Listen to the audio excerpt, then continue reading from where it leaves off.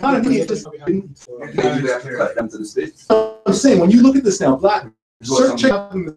You're now trying to big up Black History Month. You start checking out who they're starting to big up, because remember, they've never bigged up anyone before who's done anything conscious. So how are they going to do that now? So you're going to have a set of sprinters and athletes.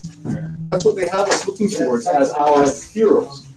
Right? You got the occasional Martin Luther, but you realize afterwards he was sort of a spy. You got Malcolm X, who was just on the verge of finding out, and then they killed him. And then who else? Marcus Garvey.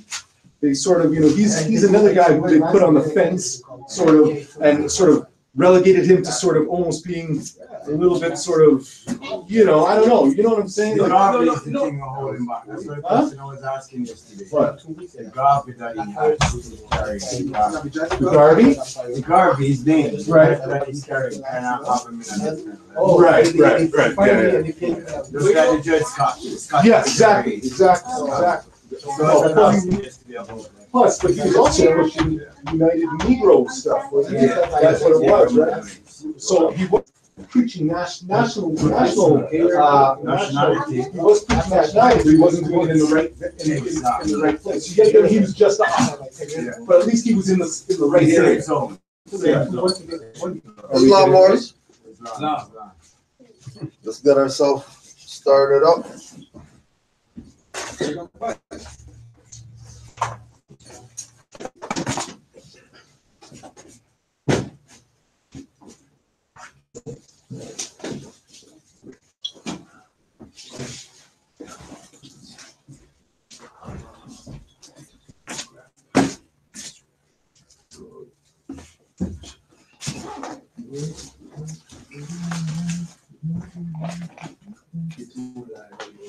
I do.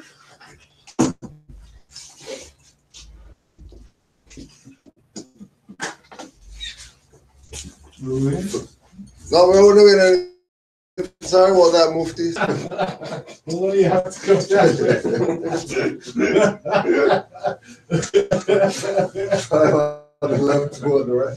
Father of the universe, Father of love, truth, freedom, and justice. Allah is my protector, my guide, and my salvation. By night and by day, to his holy prophet, Noble Jwali. You see, Slacky. You threw me off before I was happy.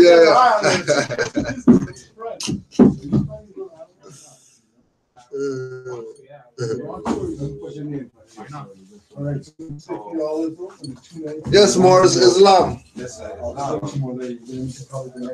Today.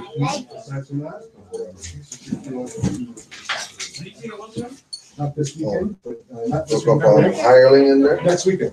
Not this one, the one. Okay? And Osiris. Do that.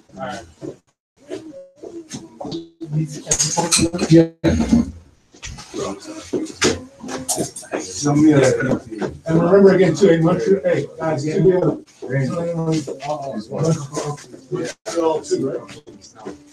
Montreal too.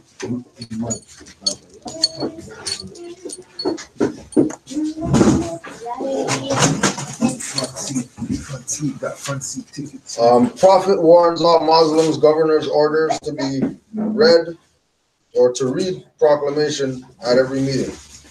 I hereby inform all members that they must end all radical agitating speeches while at work, in their homes, or on the streets. We are for peace and not destruction. Stop flashing your cards at Europeans. It causes confusion. Remember, your card is for your salvation. Failure to obey these orders will be of severe consequence. We are for love, truth, peace, freedom, and when these principles are violated, take its course. Any member or group of members who hold malicious feelings toward the temple or the prophet or violent of the Moorish movement will receive their reward in just deeds. All true Moors will and must obey the law as laid down to them by their prophet. If they lose confidence in their prophet, they should turn in their card and button, cease wearing their turban and fez, and return to the state where I, the prophet, found you. This is a holy and divine movement founded by the prophet Noble Jwali. And if the prophet is not right, the temple is not right. The prophet is therefore The prophet, therefore, is sending out a divine plea to all Moorish Americans that they do their part in protecting their prophet and the temple. This is an everlasting movement founded by the prophet through the will of Allah to redeem his people from their sinful ways. Noble Jew Ali. Islam. To be proclaimed at every meeting. Islam. I am glad to know that I have a few faithful Moors among you all, and I desire for them to know the truth and the divine truth. There is a host of jealousy about me and the movement now by the same people on our side of the nation that claim that I was only a joke and unreal. But now, since they have found out from the government officials and the nations of the earth that this is the only sole foundation that all Asiatics must depend upon, as Americans, they are working every scheme that they can to disqualify me, so they may take charge of the situation. I have notified all these things to you long. It is through the faithful Moors that attribute to the movement and uplifting funds, the ones that paid their divine respect to me and remembered. That is why I am calling upon all faithful Moors to increase their faithfulness to me, your prophet, and your divine Moorish movement. I need finance and I need it badly. Never before have I needed finance so badly as I do. I can shove aside the discord that is facing the nation. It all comes through jealousy because of my fame and nobility. The nations of the world will not recognize the movement without I, the prophet, being head. It has been proven by my works, which I have performed in the past few years. Prophet Noble Jew Ali. Islam. So today, MSTA and other are not servants of the people. These people have their pre-position. You got that? You got that there?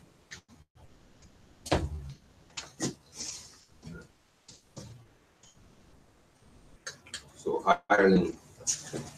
Noun, a person who works for payment, especially an unimportant person who works only for the sake of payment. A venal or mercenary person. Adjective, serving for hire. Venal, mercenary. Venal? Yeah. Could look that up too, since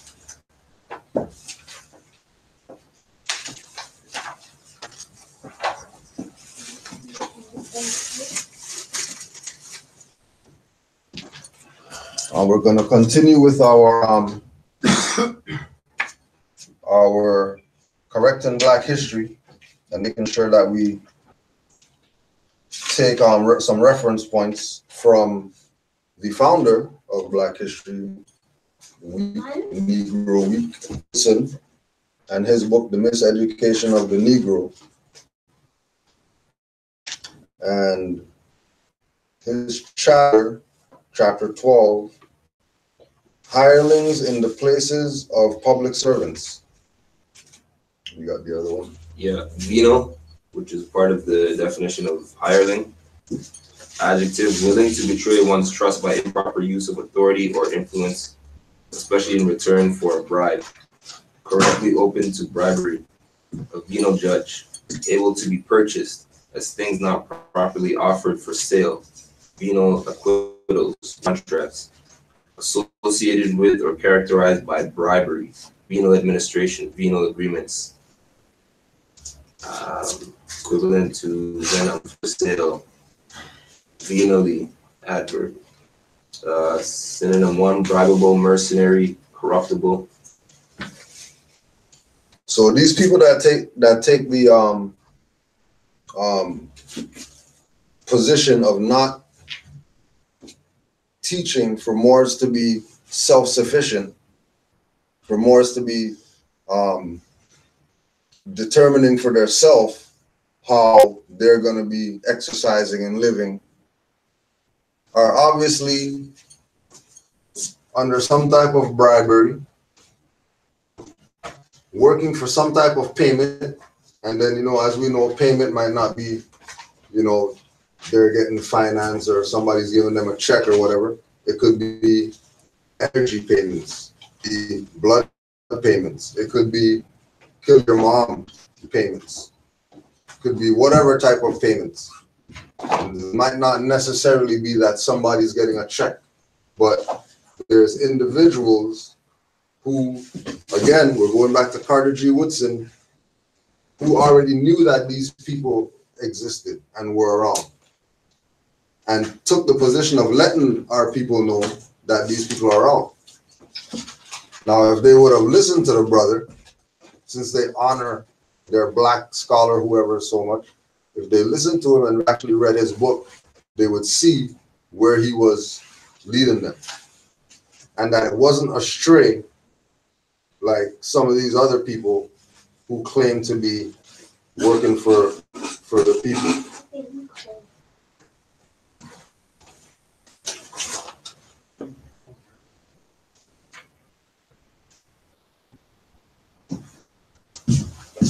This refusal of Negroes to take orders from one another is due to the fact that slaveholders taught their bondmen that they were as good as or better than any others, and therefore should not be subjected to any member of their race. If they were to be subordinated to someone, it should be the quote-unquote white man of superior culture and social position. This keeps the whole race on a lower level, restricted to the atmosphere of trifles with their traducers. The greater things of life, which can be attained only by wise leaders, may have no way to accomplish. The strong have always used this as a means of dealing with the so-called weaker races of the world. The Caucasian arrays the one against the other so that they may never combine their forces, thus deprive their so-called superiors of control over them, which they could do easily if organized. Right? So only if organized would the unification of all these different, are saying that there's some beast or some white man or whoever that's attacking them, if they're going to come to defeat this individual. But once you have hirelings around, you're never going to have organization. Once you have individuals who work for payment, they don't work as a servant of humanity. They work as something in order for me to work. Right? More than likely, they're unimportant people. Like we used to talk about, when we're doing the black power and all that stuff, right? The idea of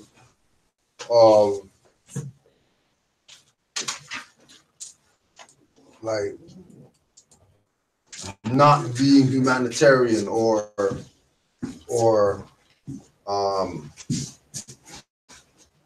taking some type of position of humanitarian was weak, and because you can't do it like that, you have to go out and fight somebody or kill somebody or whatever like that in order to get whatever it is that you're looking to get. Moorish nationality creates this organized mindset because we have a constitution which teaches us organization. Matter of fact, a constitution is a quote-unquote organ of any body, politic. Right?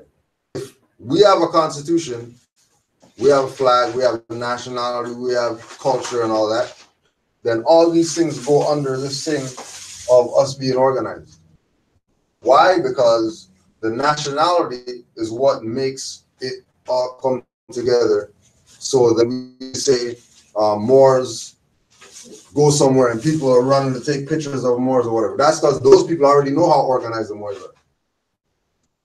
They already know what it is, right? It's like when we were at the show yesterday, we were talking with Jeru about, well,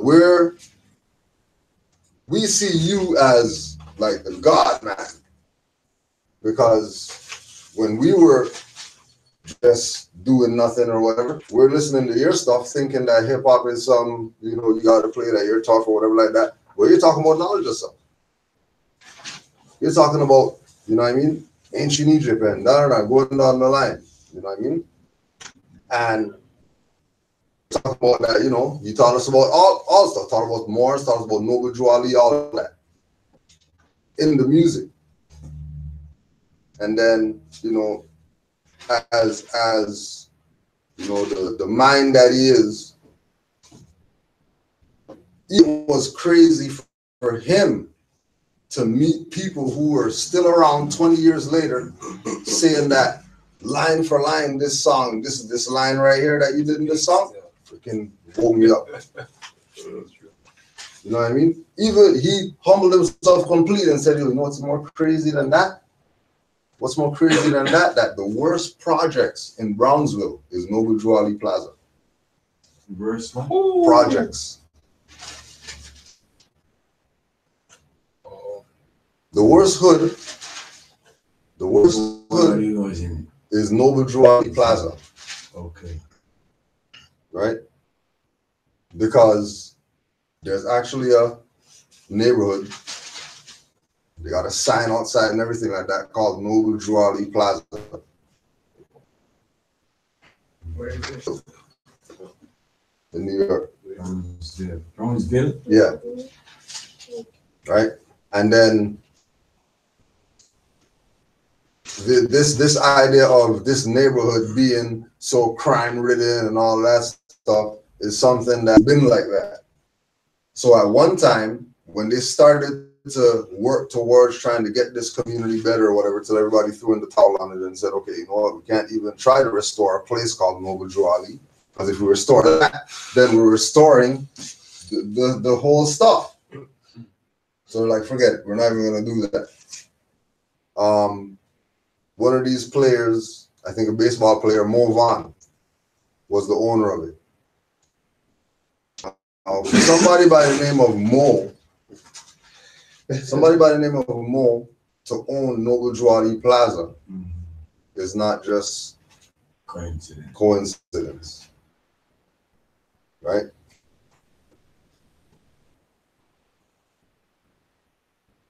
So this and then also too, going back to with Brother Kaba yesterday, and people's mindset is going to be that, you know, he pushes black stuff, he doesn't teach Moorish, whatever. Oh, he teaches more. That's college level. That's too high for the people who he deals with, for him to teach that to them. That's why he doesn't teach that. But, you know, as we heard, he knows about Noble Drew Ali. He knows how great Noble Drew Ali was. That a lot of these so-called black organizations that they have today come out of what Noble Drew Ali founded. Even though, but he knows that as fact in the holistic, like you was talking about, in the holistic history, the Moors are included in African history. Only in conscious whatever BS is the Moors, some people over there, and then everybody else is included except the Moors. Right? Yeah, brother man. But it was interesting when he first made his first statement, and then ended off with the fact that Luke and his son sort of wanted him to expound on that, or at least offered a complimentary addition to that statement. I still sort of left there feeling like it still feels that there's a resistance towards even acknowledging the truth of it, and it always feels like you're always pulling something out of it, and then there's always an but you know, they're not at that level yet. Yeah, sort of thing. And but that's really what it is from that perspective. I know, but this is, hear me out on this. To me, the feeling is, from that perspective, if you step back out of the light, and because this is where everyone's in the darkness, you should still be indicating that you stepped into the light and you know about that, and that's where we all need to go. Right, and that's what we're saying. That's why he brought up certain things. That the black guys are gonna think, well, he's a black guy. So, you know, he knows that Elijah was a fool before Muhammad. He knows that. And he said that Lord Jolly went down with Marcus Garvey. Yeah, right? He knows that. He even added on that they were very good friends. You ain't never heard no black guy. A good friend like that, and he don't talk. Ain't no black guy you ever hear them talk, no Garveyite, no whoever. Never, ever. You hear them say Noble Jolly and Marcus Garvey were friends. Not they're both in the conscious community, pass by each other because they're in the conscious community. No, these individuals knew each other personally. But that's their black guys called. And that's again to remember he visited him in prison. Right. Right. Well, you know, I look at it as hearing the brother, you know, Queen talk. I look at it like Brother Kaba, Dr. Kaba, you know, he was giving his honors to Noble Drew. Right. Exactly. Of making a mention, because he did say, you know, about Noble Drew. Like, how come people not know? How come said black people don't know about Noble Drew? And he did say that. You know, that's like you trying to figure out a mathematical formula and you're not realizing that there's one simple symbol that you know that's making the question right. Yeah, that's making everything wrong. It's just like, okay, Noble Drew Ali. Whoa. Now I understand this and understand this and over. Oh, now I can even make a new formula that's based upon Constitution. Right. You know. So yeah, without a shadow of doubt, there's certain things that need to be addressed. You know, and we're black, but at the same time, it's like it's a real note. It is a real note that we as a people we really don't we you know, yeah, we gotta learn how to digest things. Sometimes we might hear certain things and just too heavy. Yeah, like he was bringing up crazy ones, like with the you use certain words scare your people from even coming around you. You know what I mean? Like scar them. Yeah, like scar them for life. Hear that word is scar somebody for life. with some knowledge of self, not negative stuff that you're telling people.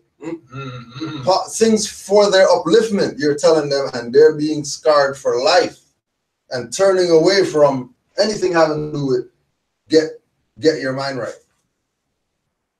right now. And then, you know, it goes back again to the thing of if the people were organized, not just in their whatever, but also in their mind, that they have certain things in there.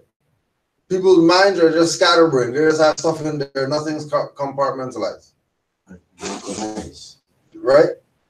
You know, that also reminds me of I'm kind of going a little off topic, but even with Vibes Cartel, where the interview was like, oh, you know, you're an intelligent man, blah blah blah, or you talk about body and this and, you know, female and that and all kind of different things, and he's like, listen, I'm not the youths and parents. I'm an entertainer, doing my part. Parents, do your part. Going back to that, as you're talking organized, that's what this came in my head. So even Brother Kaba, he makes mention he's doing his part, you know. Exactly, right. For the children, you know, doing his part. Right. And he's dealing with children that don't know where daddy is or don't really converse with the youth parents as they should. You know, children are conversing with the parents as they should. But it's we as a people gotta know how can we take our part in this organization that is conducted by we. Right. And again, with you know, recognizing that Brother Yasun was saying it, that, you know, well, you know, we understand your part now. You have to say black and all that stuff, but our part is not even. We're not even. That's not even our part. We have a different. We have a different purpose than that. We understand that perspective. You know what I mean? That our people are, you know, they're lost in the sauce.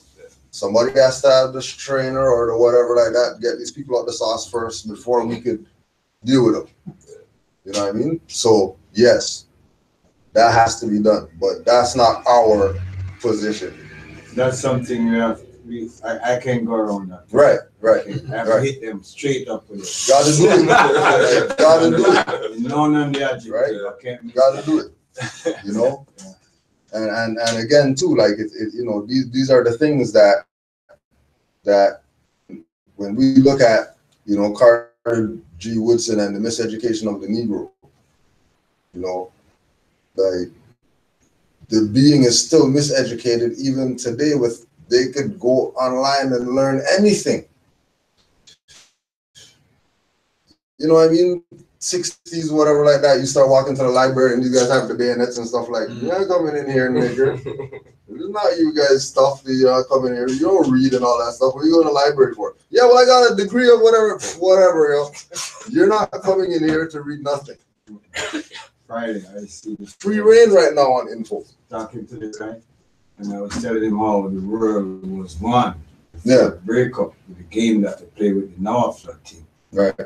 And then I go see him, you have your phone. Go in there, you should find the map of Panji. Find it. Yeah. And he found it. I said, good, see? For yourself. Yeah. And he found it, and he's connected. Now they're connected. Didn't know he have it in his hand. In his hand. Didn't know that. That they can just go get it. All they have to do is want to get it. But majority of them don't want it because, again, like, you know, the child can't eat steak. You know, and we have the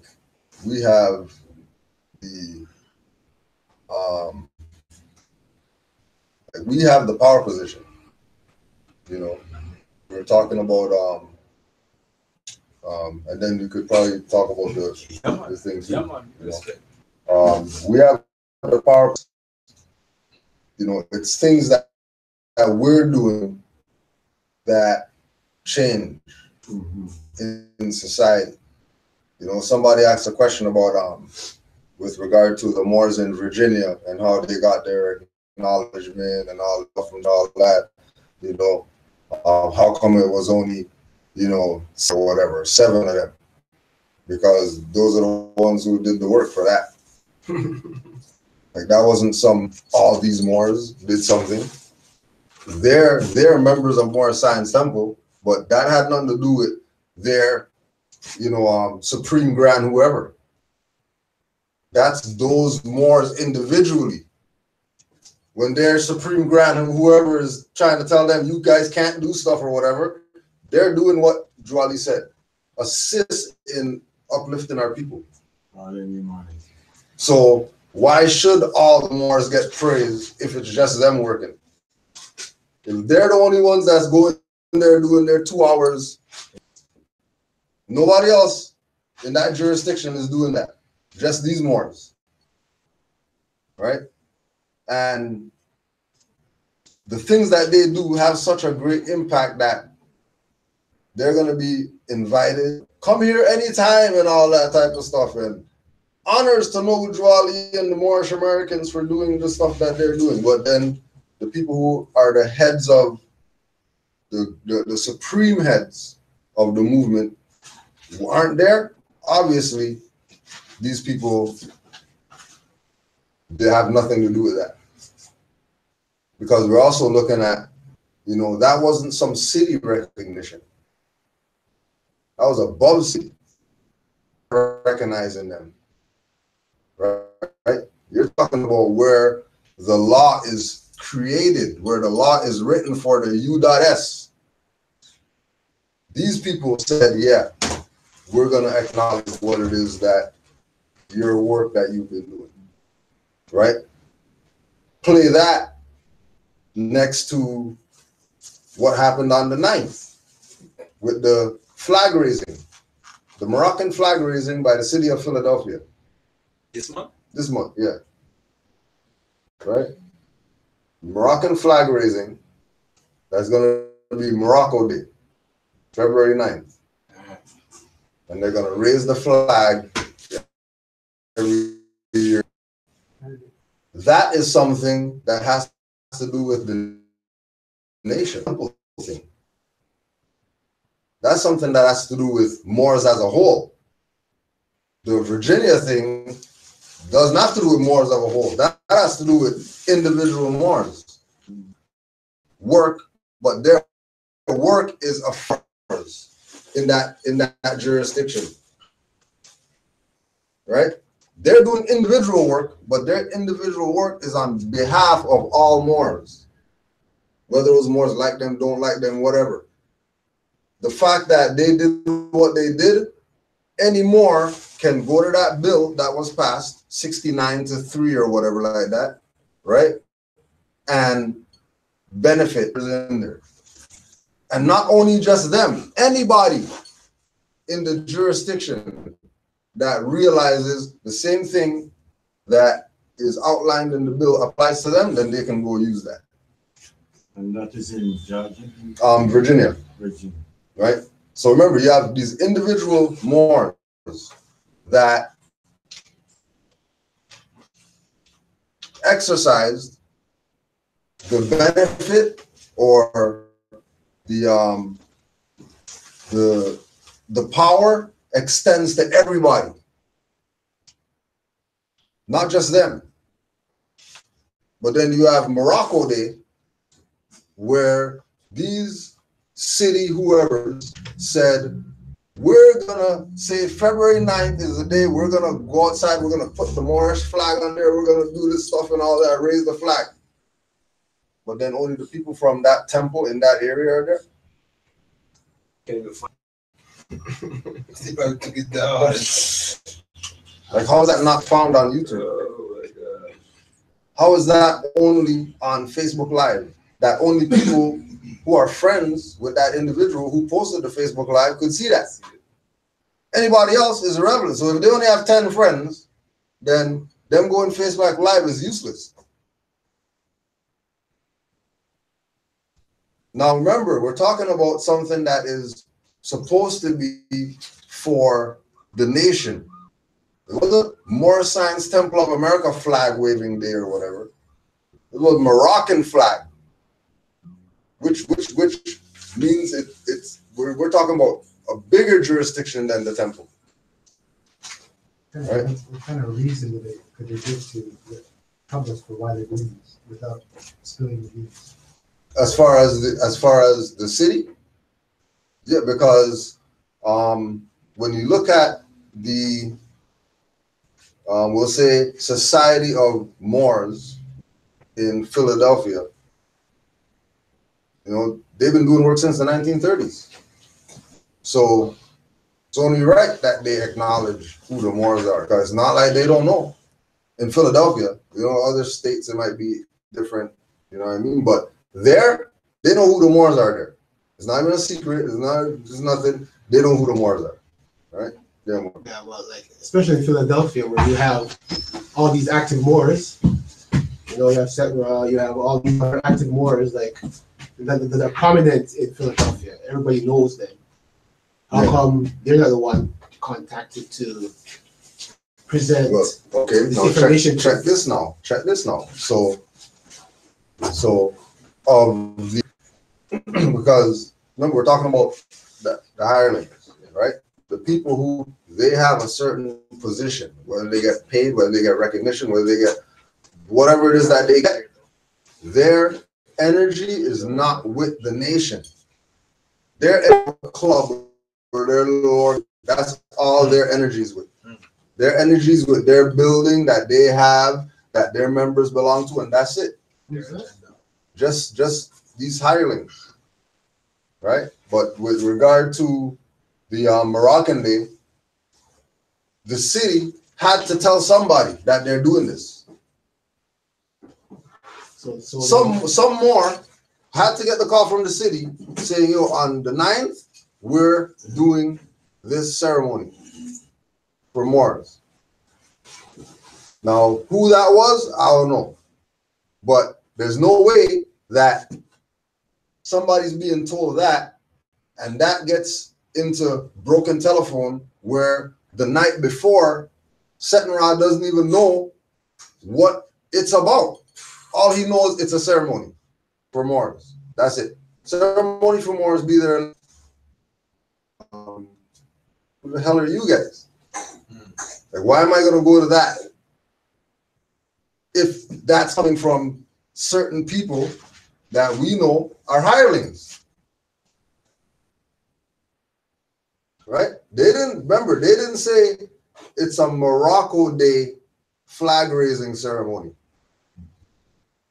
They said there's a ceremony for the Moors. Now, you know, people like Set and Ra, these people, they already know that the city has ceremonies for the Moors that they don't go to because they never recognize Moors. They recognize a particular temple there that, you know, they've been around, so they get certain props, recognition or whatever. They might not be doing anything really to assist people other than the people that are in their temple, right? But for them to know, so somebody had to know, right? And remember that, you know, like we read in the stuff that we read at every meeting that these people don't read. It's outlined that people are going to be jealous of the fame and nobility. So now when I'm sitting there on Facebook Live or whatever, and you're watching the ceremony for the flag raising of the Morocco or whatever, and street, but you're watching this thing on Facebook Live, and they're saying that, yeah, this is a Moroccan whatever. It's not a Moorish Science Temple thing. This is a Moroccan thing. So Sedra just messaged me. He said, I'm listening live. Whichever one of you there, tell Kudu is 100% right. That temple did not put the word out to anyone. I got that message at 11:48 p.m. the night before, which he said should have hundreds of us out there. Right?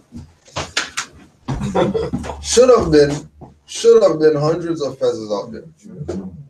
Because I saw the video on Facebook that somebody posted a little clip in or something, and there's one guy standing there receiving a certificate, I guess, or whatever, the proclamation, and it just seems very, like you said, like this thing should be like, you know what I mean? It should be more, like it should be more to it. Yeah. I mean, you can't really judge by a camera here, but just judging by the atmosphere around it, yeah, it would just seem like it was a club thing. There's a handful of people that was there to accept this, and that was it. Right?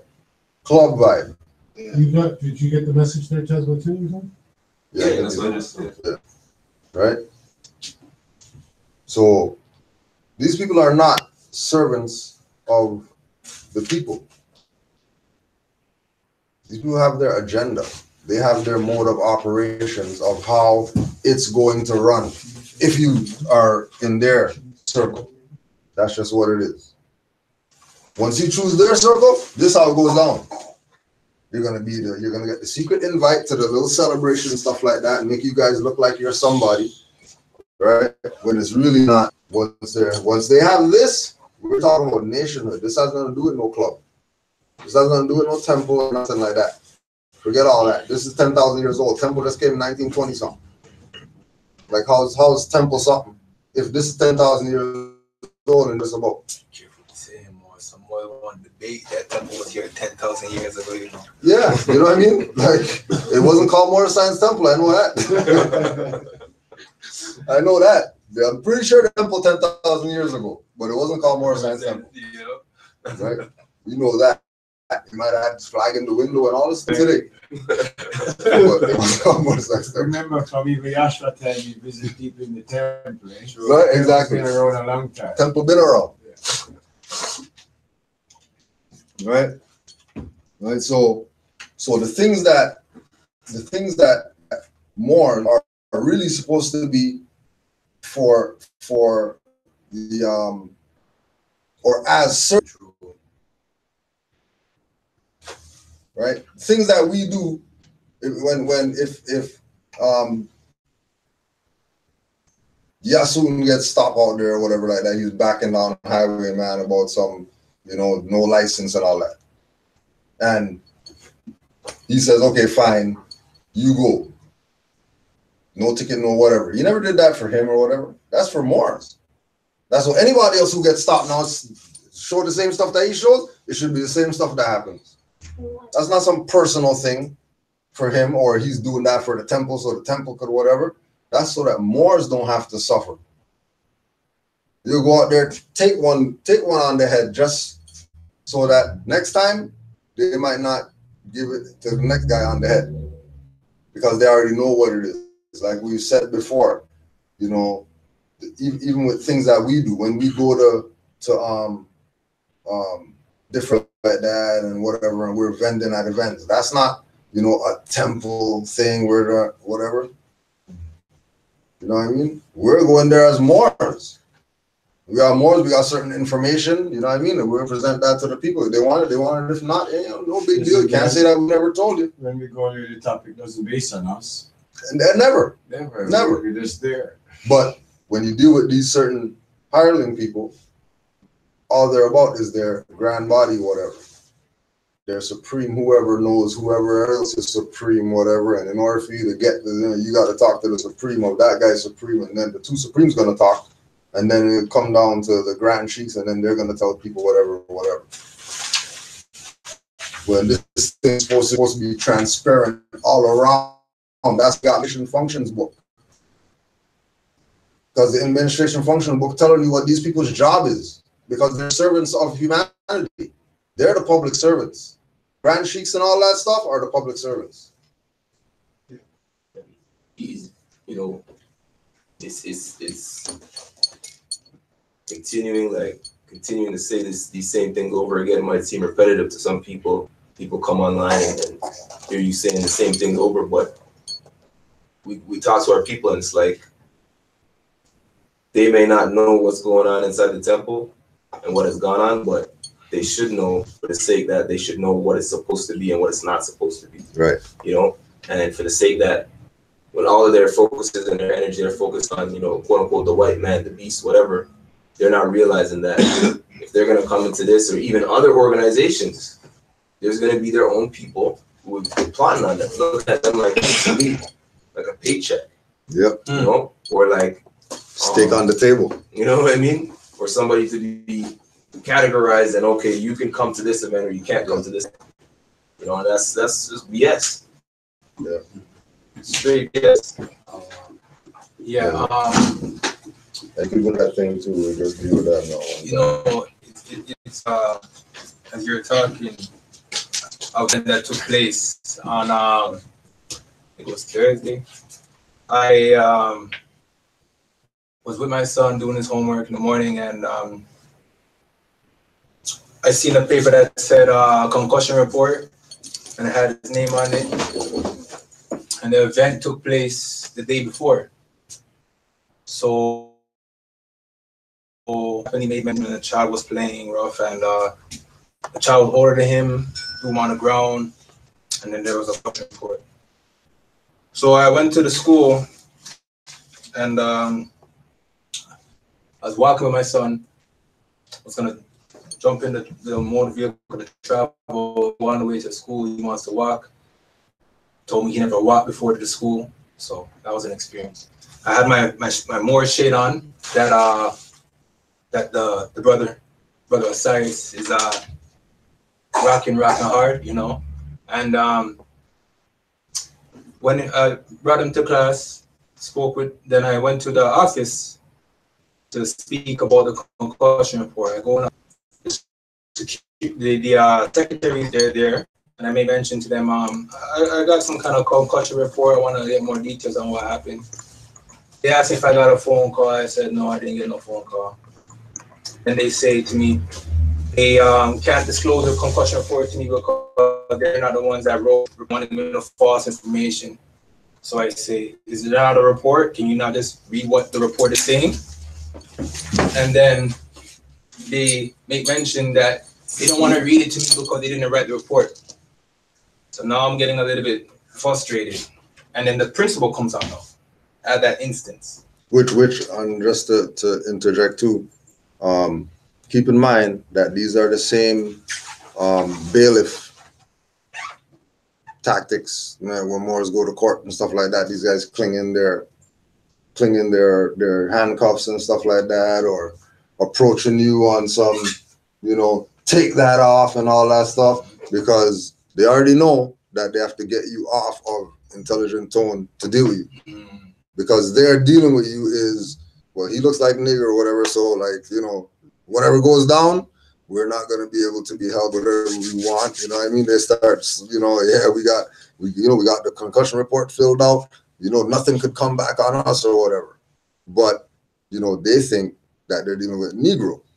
They think they're dealing with the average black guy, who, whatever. So now when you have principal running out now, right, which is what we employ people to do, that don't even deal with the cashier when you find hair in your food. Call the manager one time. Don't even waste time calling. You get the manager. Is there a problem with the, no? You just get the manager. One time. Right? Respect for because as I was talking and the secretary was saying that they're gonna call the whoever made the report come on down. I'm like, okay, I'm getting a little frustrated, but I'm just showing because I got my shades on too. You know, I got the Rasta hat on, not the fez. I was wearing my Rasta at that time. But the principal stepped on now, and as the principal stepped on now, she says, "Oh, hi, how are you doing?" I said, "I'm fine. I'm here. I'm his dad." And then she said, "Oh, nice to meet you once again." She couldn't recognize me. I had the shade on. So she's like, "Come on, please step into my office." Step to her office. She's like, "My for the concussion report." So I take it, and then I'm like, bring something to my attention. Black History Month. What kind of events you guys have happening over here? So we have Black History Month, you know. Miss Morris, she's the one. She's a librarian, and Miss what? Miss Morris. Miss Morris is a librarian. Oh, she's a reader. She's a reader. Yes. Oh, okay. She helps us read. Okay, Miss Morris helps the children read, and I'm blown away. She sees my reaction.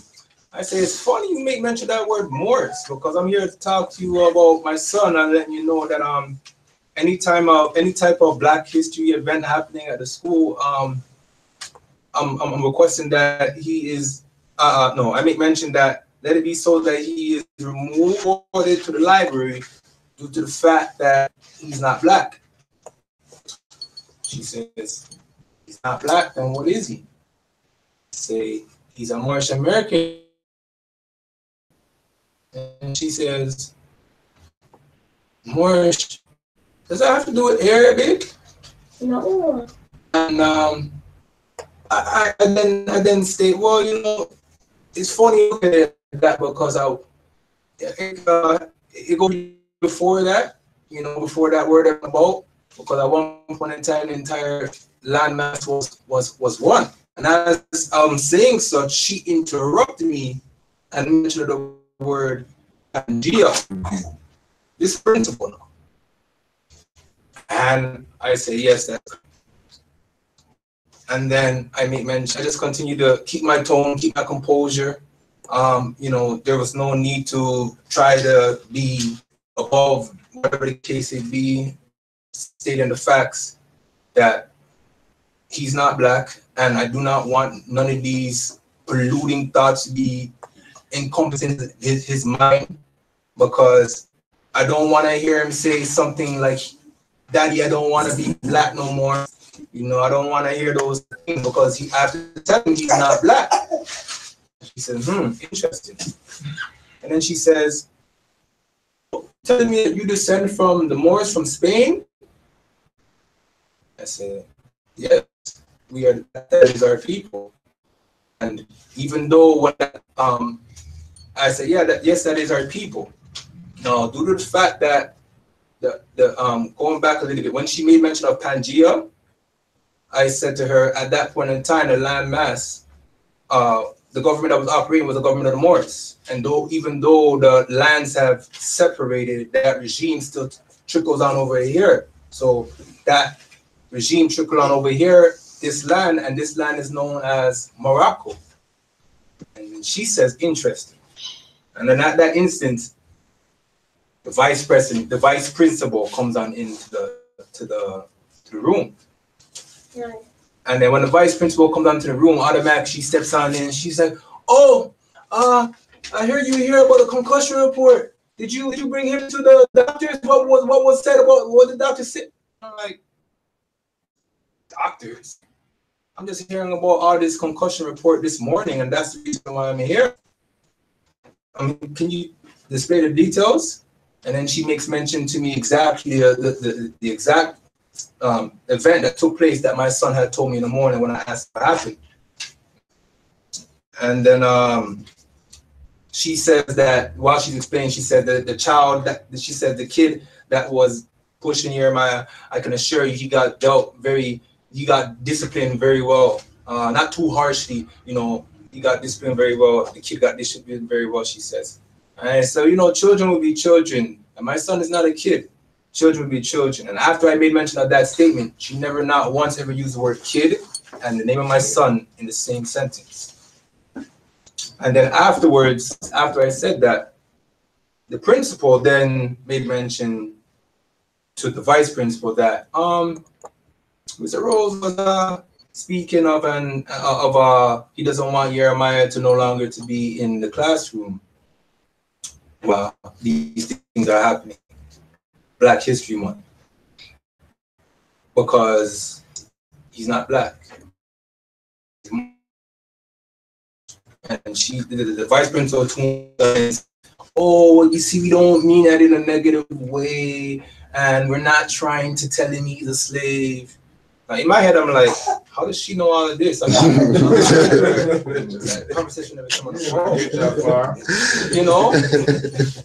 So I said, no, I'm not saying that you're saying such. But that has nothing to do with him.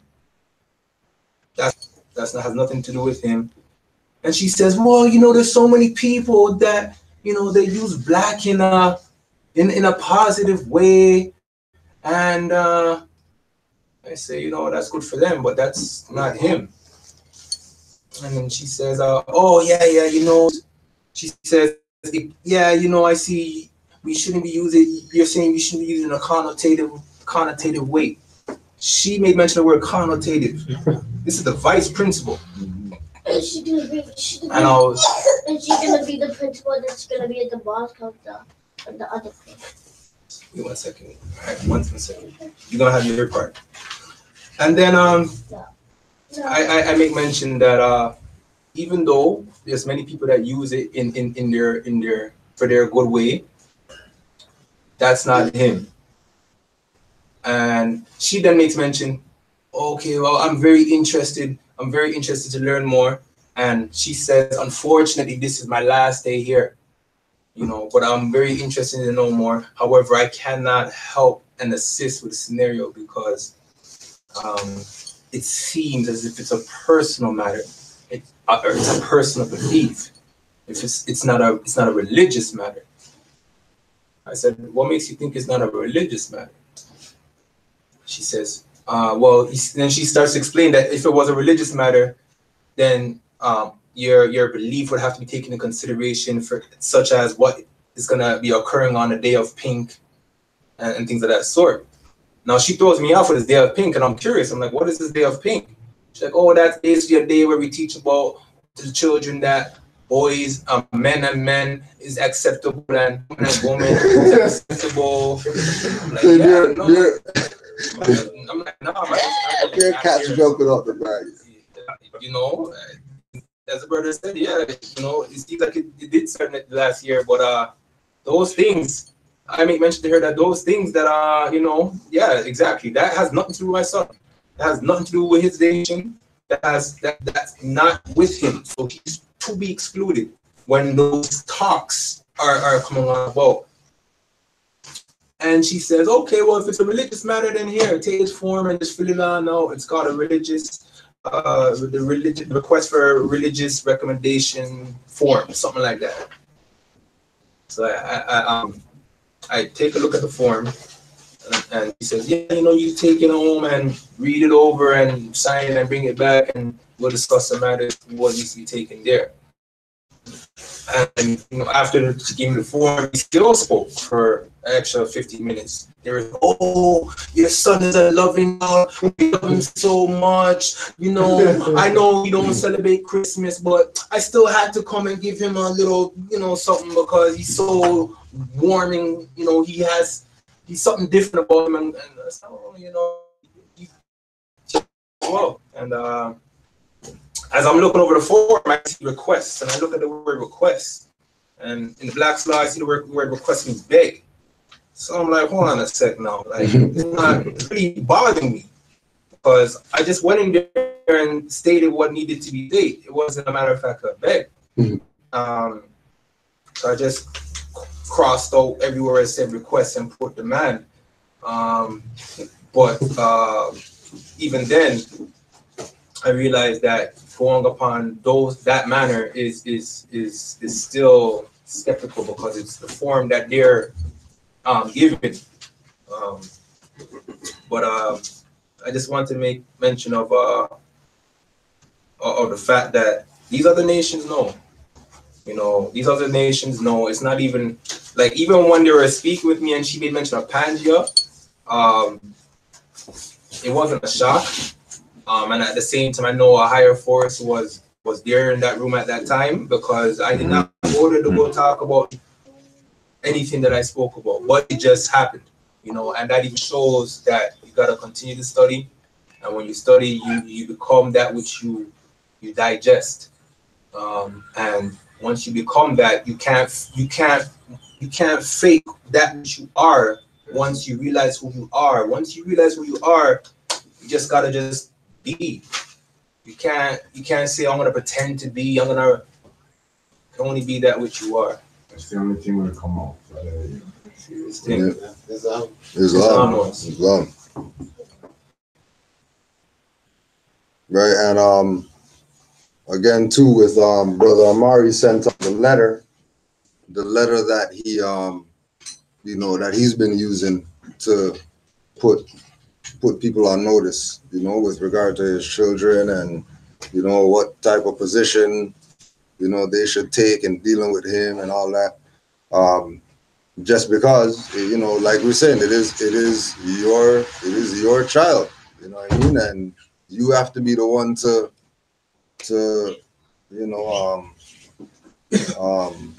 stand up for him or her.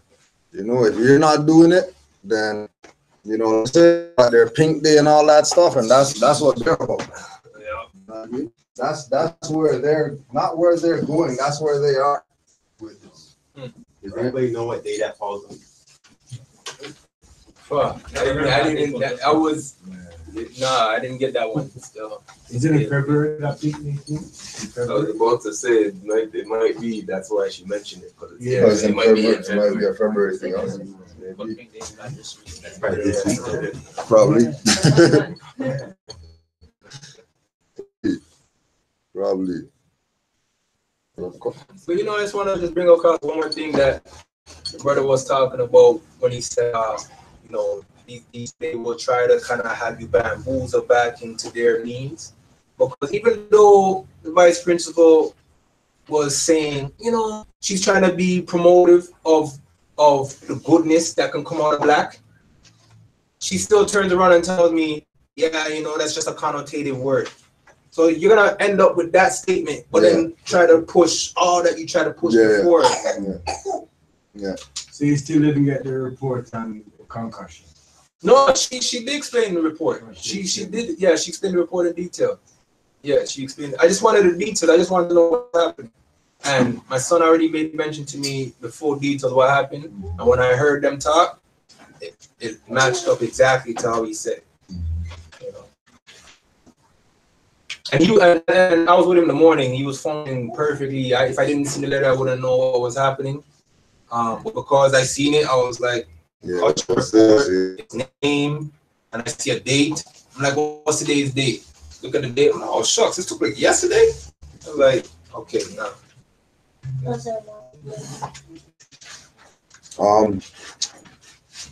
Hirelings in public servants' places. It is an injustice to the Negro, however, to miseducate him and suffer his manners to be corrupted from infancy unto old age, and then blame him for making the mistakes which such guidance necessitates. People who have been restricted and held down naturally condescend to lower levels of delinquency. When education has been entirely neglected or improperly managed, we see the worst passions ruling with uncontrolled and incessant sway. Good sense degenerates into craft. Anger wrangles into malignity. Restraint, which is thought most solitary, comes too late, and the most judicial admonitions are urged in vain. Right, the Black History guy going in for these guys. The servant of the people, unlike the leader, is not on a high horse elevated above the people and trying to carry them to some designated point to which he would like to go for his own advantage. The servant of the people is down among them, doing what they are doing and enjoying what they enjoy. He may be a little better informed than some other members of the group. It may be that he has had some experience that they have not had, but in spite of his disadvantage, he should have more humility than those whom he serves. For we are told that whosoever is greatest among you, let him be your servant. Whosoever is greatest among you, let him be your servant. And then we check the records, all the great people always served the people. That's just how it's supposed to go naturally. So when we say we're Moors, and the Moors are great people or whatever, and then Moors are being hirelings, when great people are supposed to be humanitarian, clearly these people aren't with the program. Hey, more if I may interject one second. Yeah, more. You know, that's like I want to also make mention of one more point. When she also made mention about, you know, there's many Black people who are architects and, you know, doctors and all these so-called great titles. In my head, it was like, she trying to denationalize me? Because I know I read in the Black Flower, it talks about, you look at the definition more and it says that which is considered to 100 English bailiffs. That's like, you talking about you're going to be a bailiff, a Moor going to be a bailiff, and expect to still hold the dignity of a Moor as a bailiff, if rights ain't being reserved. Right. It's a moron. Exactly. Any questions? Very good. A question about I think they're talking about 2 days ago on the live about the credit union. Yeah. Need like, people to help out with surveys. Yeah. So I want to know what I'm gonna do today. Well, as of right now, they're just doing their survey collection. I think the last count was like 200 something, and they're supposed to get 300 surveys. Actually, if you go on their website, Unity Temple. Unity Temple. Yeah. They have the link, and you can do the survey online. You just click on the link and you just fill out the survey and you submit it online. You just check for the site. But yeah, those Moors, right? Who they are getting, it's Unity Temple 414.org. That's these Moors who have certain information, certain connections. So why don't we just do this for the nation? Like what? You know what I mean? What makes sense if we got this connect? You know what I mean? Like we have to connect to go in there and have this set up. All Moors have to do is just support. That's all. Whatever way we say support, more support, then we're gonna get whatever we're supposed to get, and that's that. Period. These Moors are getting fought by supreme whoever's. Well, and who said you can do that? And why Noble Drew? Where's Noble Drew? All you say credit union and all this BS. When more have nothing right now because of these same hireling people who stole treasury money, you know, charters, sold trust papers, sold all type of stuff, did all type of contracting under Moorlands Temple with all these corporate entities out here that don't have any type of power or jurisdiction or whatever in anything Moorish. But as soon as Moors start doing something good, here come these people. Try to make it look like whatever. And then people are going to start talking about, see, they don't appreciate what the Moors did because we got a flag raising and Moors don't appreciate it or whatever. We don't appreciate it. They never told us what the hell. Why would it be appreciated if Moors don't know? And again, they don't know because we don't actually sent me the message actually. So you guys could go on him down on Facebook and find out what the hell is going on.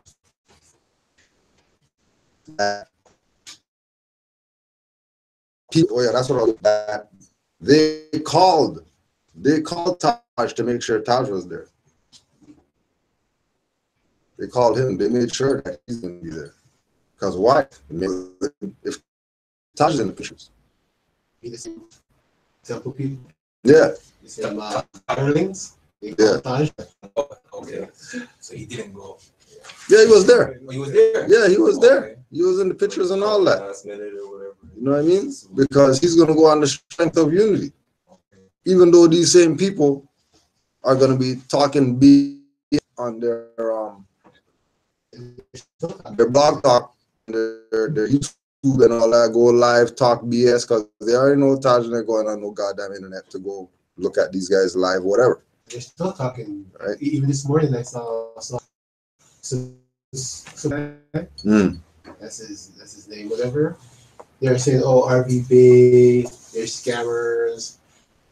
And going in on RV Bay, how, you know, as usual. I'm like, bro, and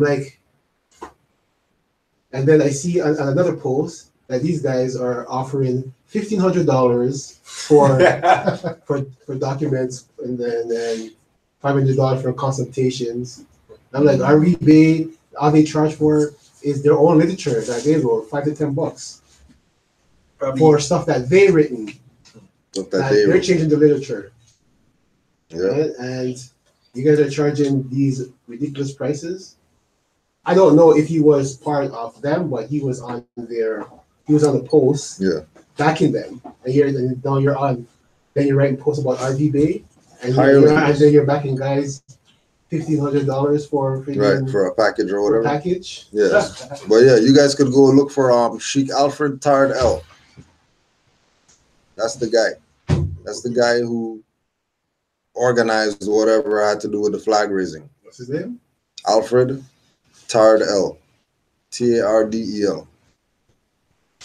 Hunt him down. Ask him what happened. How come you never got a person? How come there wasn't a freaking commercial on YouTube for everybody to know? How come there wasn't a flyer put out? Sitting around his ball, he had a flyer going out. We do whatever we're doing. We got flyers or whatever. You know, they go Facebook Live on the day of, but they don't go Facebook Live before to promote the day that's coming up. And then people are like, oh wow, whoa, the Moors got it, whatever like that. Oh yeah, were you out there? If you weren't out there, you shouldn't be clapping for goddamn nothing. What are you clapping about? You're happy that the Moors got something, you weren't even out there. Forget out there. Did you even get an invite? Did these people even tell you that they're raising your flag in the city of Philadelphia and you should be there? Bet you if they're raising some Chinese whatever, place would have been ram. If they're doing some Muslim whatever, some gay whatever, place would be ram. If we look at the Super Bowl in Philadelphia, you have 2 million people on the road. 2 million people. Ram for some Super Bowl. Moorish flag raising day. 30 people. And these guys want applause. Like they did something. They didn't do anything. They did a disservice. Did a disservice to Noble Juali. Did a disservice to all Moors everywhere. Because I know Moors would have for that. I was about to say, people that travel. Moors would have gotten there right. If Moors are gonna do a 8 hours bus or 10-hour drive, come see Cujo in somewhere, trust me, Moors would have went.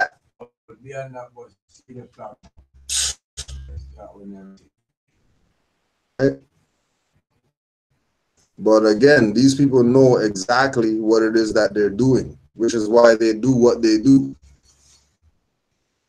Right? They know exactly what they're doing. Right? And we'll just fly through. What is the easiest way to let your employer know of the name correction from all free name? Can you refer me to a book or place to research? Love the info you're dropping. Brother Lance Lawrence. One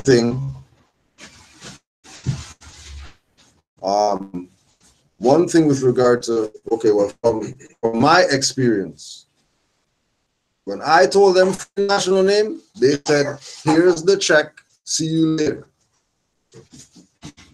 So if you quote need your job or whatever, don't go in there talking BS about, you know what I mean, they need to do that, the indigenous rights, they have to do something and all that, because these people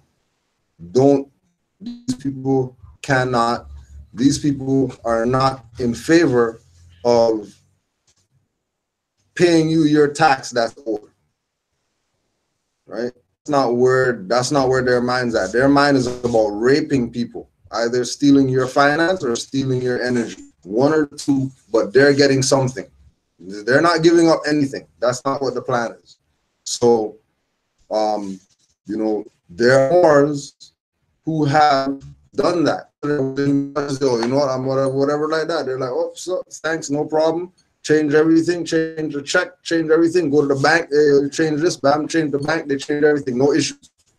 Other Moors, they got to go to see the president and stuff like that. President's coming now, well, talk to the law department because we don't really know how to deal with your papers and all that stuff. So we're going to, you know, back in 2 weeks and all that, when that's just what it is. You know what I mean? Like, I would say too, my suggestion is if you're staying at a particular employment, you enjoy it, you want to be there, you need to be there. Is, you know, start creating a paper trail, like start living the life before you know, you seek to have taxes off, because you can't say that you need them, because if you've been paying them up till now, you're not missing anything. Right. So, you know, take, you know, January 8th off to celebrate Noble Drew Ali. Put that on the record. Make that your battle. Right. You know what I mean? Take off the vernal equinox. Make that your battle. You know, take off Aboriginal Day. Make that your battle. Mm-hmm. Now you have Morocco Day. You know, Morocco Day. Yeah. You know, flag raising. Take those days off. Yeah. You know, and actually live it.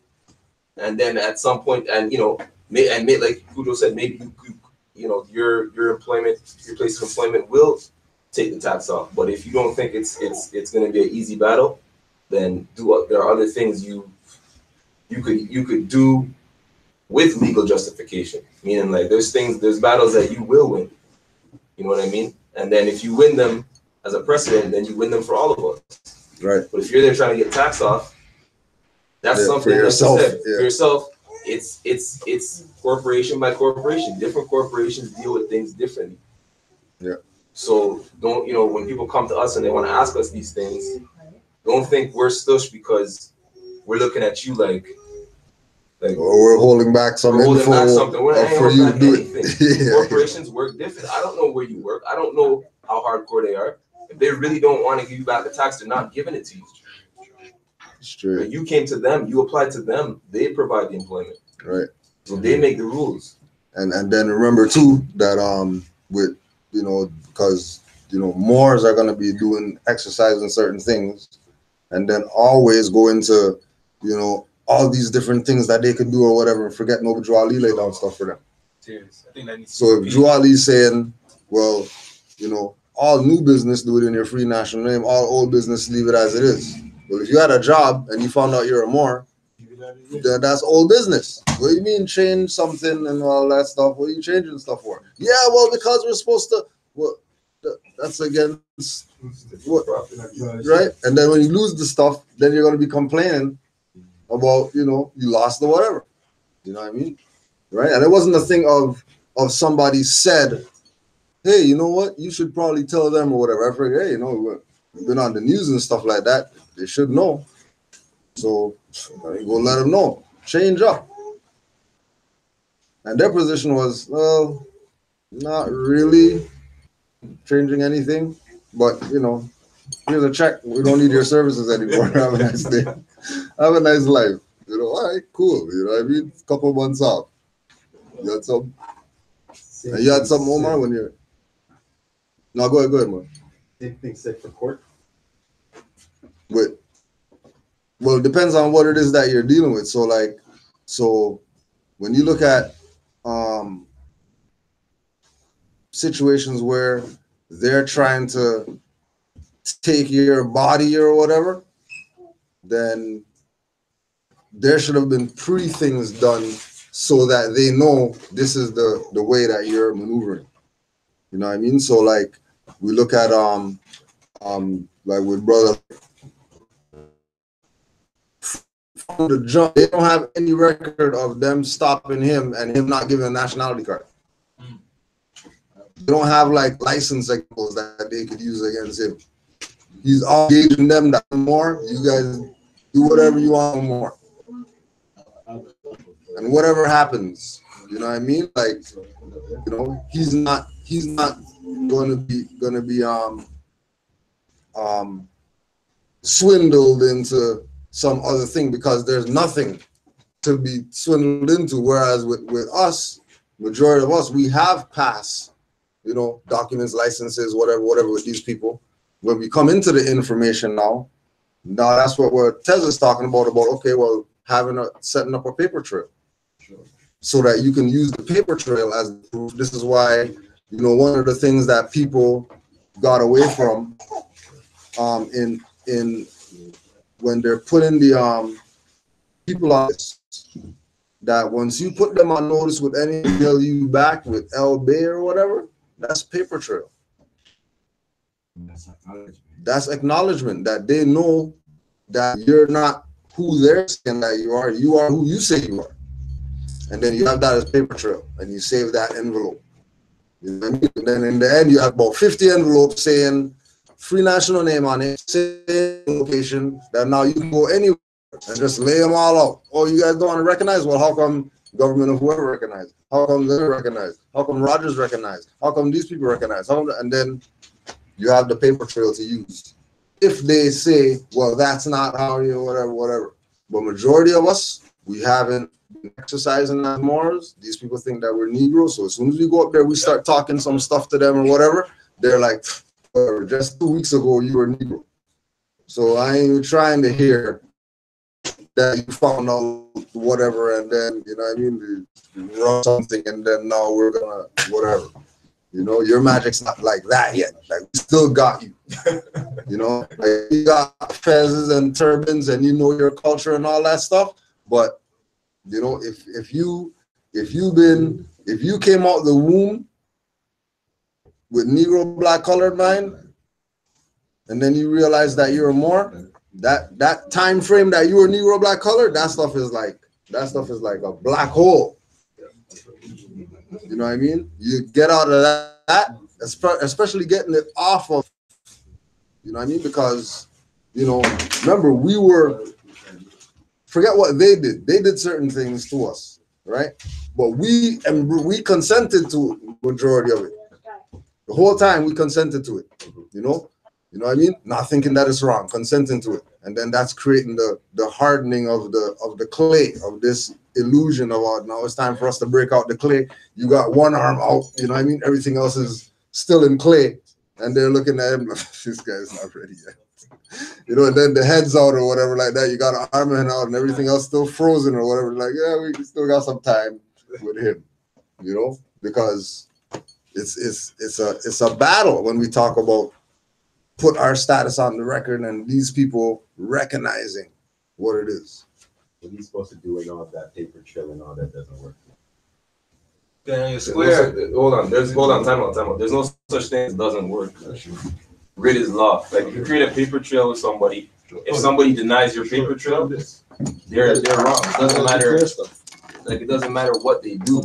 They're wrong. It's up to you what to do next. There's a million things you can do next. I'm gonna give you guys an example. My last court date, which is roughly 2.5 months ago, I went to every appearance, you know, special appearance, all that, even from the time that they arrested me, because they said that they had a warrant on something and they wanted to take my body.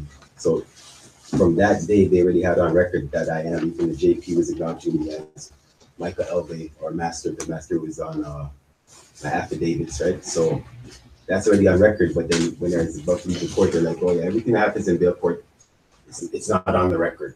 On top of that, the court that they brought me to was a totally separate courtroom than the regular public people go to. So I just by myself with my shirt and whoever was in the court. So I've made maybe 10 appearances. I've even tried to make the initiative of now going ahead and trying to get things done because they're not even trying to acknowledge any of my affidavits or anything. Did you request a in-chambers hearing? All of that. So they lied to me and they said, oh yeah, you just have to go upstairs and go to this room and you're gonna go to the trial coordinator, you're gonna ask for a JPT. I'm like, hold on, JPT, can I sit down and actually talk to, you know, the JP, and are you guys actually gonna look at the information? Oh yeah. That's the proper way to do it. So, you know, I went there and I went upstairs into their trial coordinator office. What they want me to be this person, and I have to, like, I can't do that. Yeah, but that's their window. No, that's but listen, so they could not process me because I stood on my square.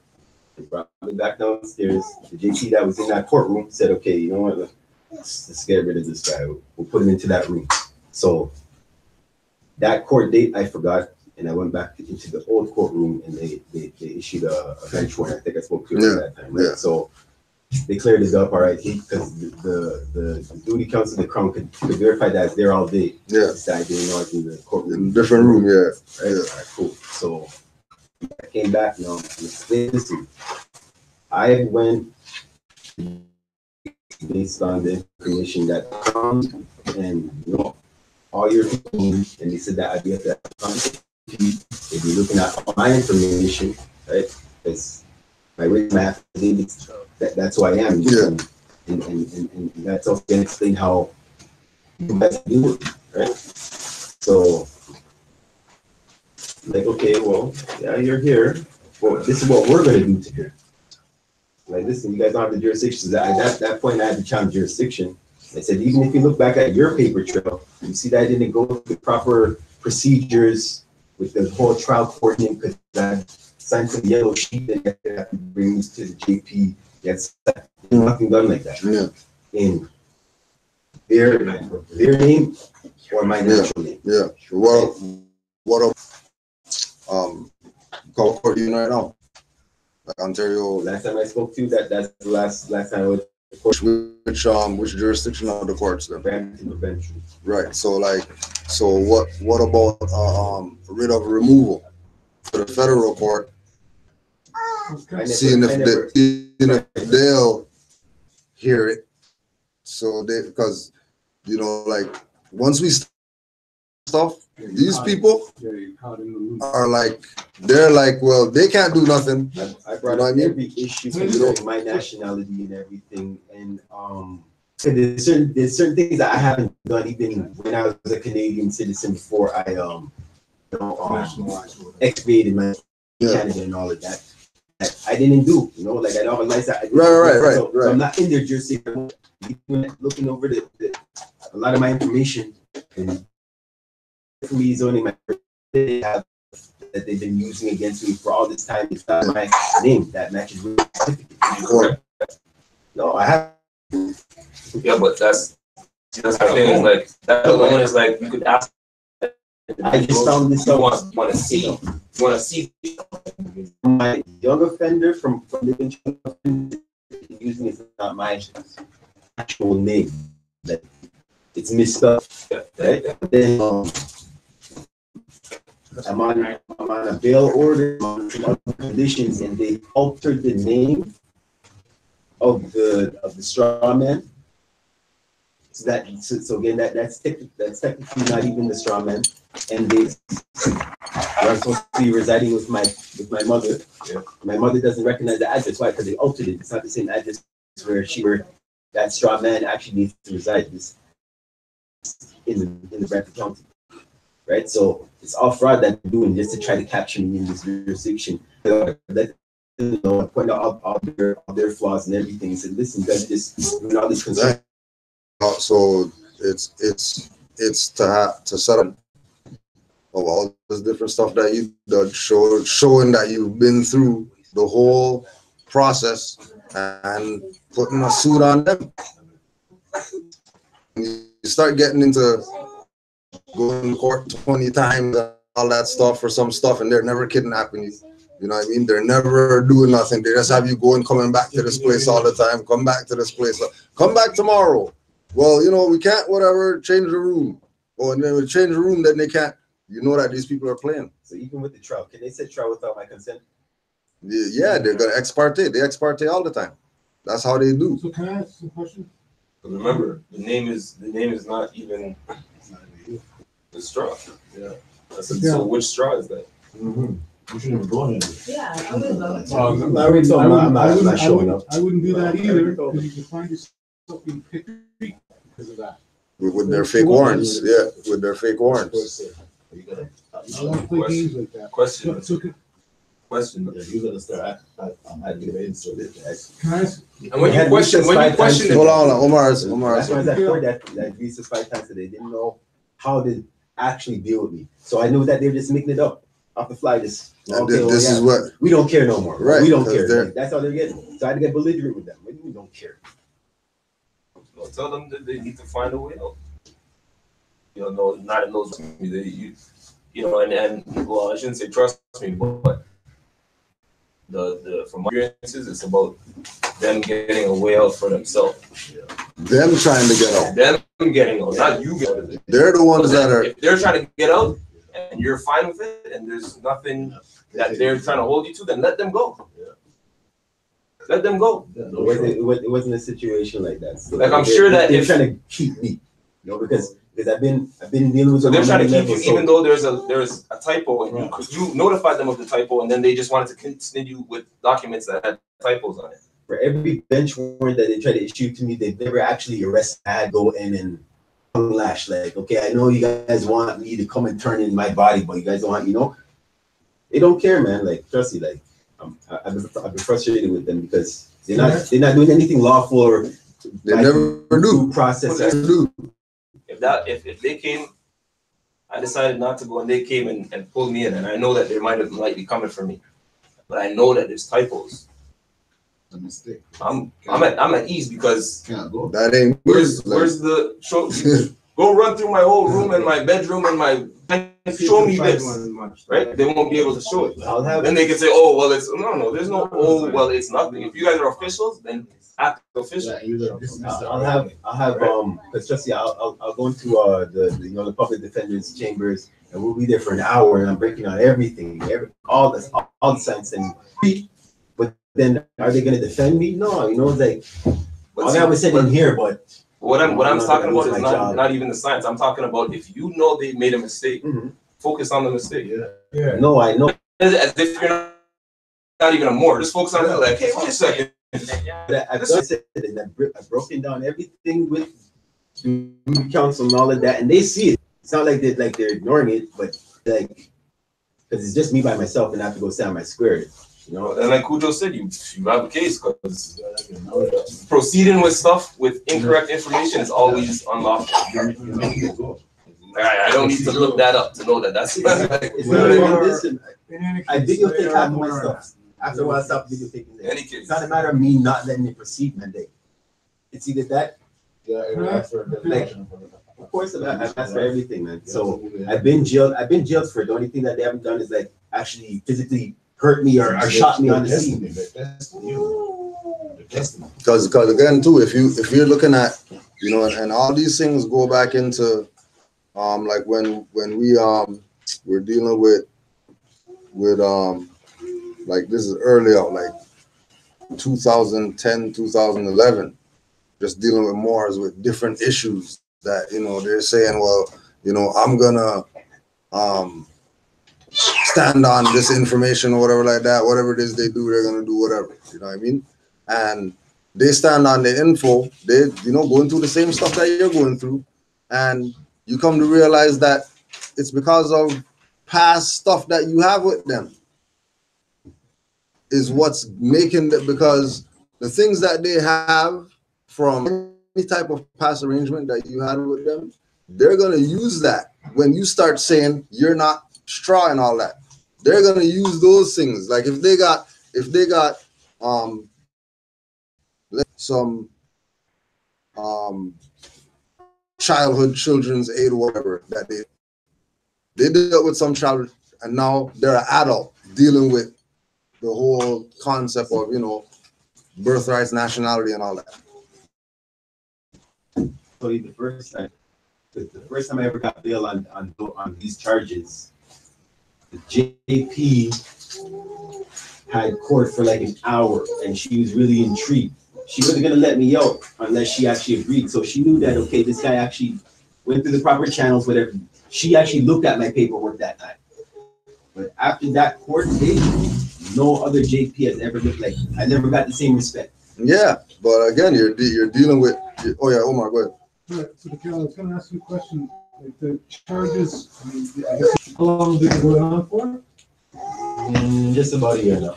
Just 1 year? Mm-hmm. Just one? Yeah. You might consider yourself somewhat lucky in terms of the length of time, and I only mean that from the sense that this is what they do. No, but listen, I'm not new to this, so I already know how to speed up my thing, or I can delay it. So it's not about the delaying part. To me, what it's more about is getting to that sort of terminal place where you're at, which is sort of, and this is where it's run to, where they're not acknowledging anything that they don't really want to acknowledge that doesn't help them, right? That's where it's really at. And you acknowledge something. It's not really a fourth, like this due process of law. No, but but you're not dealing with due process people. That's what we're saying. You're not dealing with. That's right. You're dealing with colorable people. The two other things I was going to say was you're dealing with this from a national and divine charges may be. This is from the way I would see this is from a personal perspective, looking at what those charges really reflect. Were you like trying to maybe, as an example, were you saving some baby that was falling out of a house, and then they said jaywalked, or were you holding up a bank and you might have hurt some people, whatever. Yeah. So from the divine side, I look at it from sort of making amends with yourself for whatever that was, if there is anything to that. And then coming from the national side, knowing that they're never going to get in on that, and all they're really going to do is going to want to drop it. But they're going to know maybe that really what it's about, it's your time. It's about the effort. So really, they're seeing you trying to hurry things up in a year. They're going to drag this out no matter what. I'm saying any of the stuff that I've gone through usually takes 2.5 years on an average. Just an average. Just on an average of. So I'm saying, and yours is just some tickets or whatever. So I'm going to show you. You know what you said. My situation, you see what I'm saying? I'm just my situation is a domestic, right? Right. So the reason why they really want to push this now because my baby mother made up lies and said that my daughters were injured. So they really just want to find out what my girls want to, or what they have to say in May. But I already know that if they don't have, like, if the kids don't say anything, then they don't have anything, right? That's pretty much what it's boiling down. So let me jump back to some stuff. Remember this, what we're all about is we should break the family up. Yeah. Right, so that's now where you have to come to terms, where you know some shit went down, they brainwashed your girl into saying some shit. This is the meat of what they like to do, eh, bro? So ultimately what you really need to do is make right with that stuff there, which you say is coming in May, and just hold your position. Like you're saying, you're trying to get them to admit to being frauds, and they're never going to do that because then automatically you walk out. So that's what I was getting to. Whenever I go to court,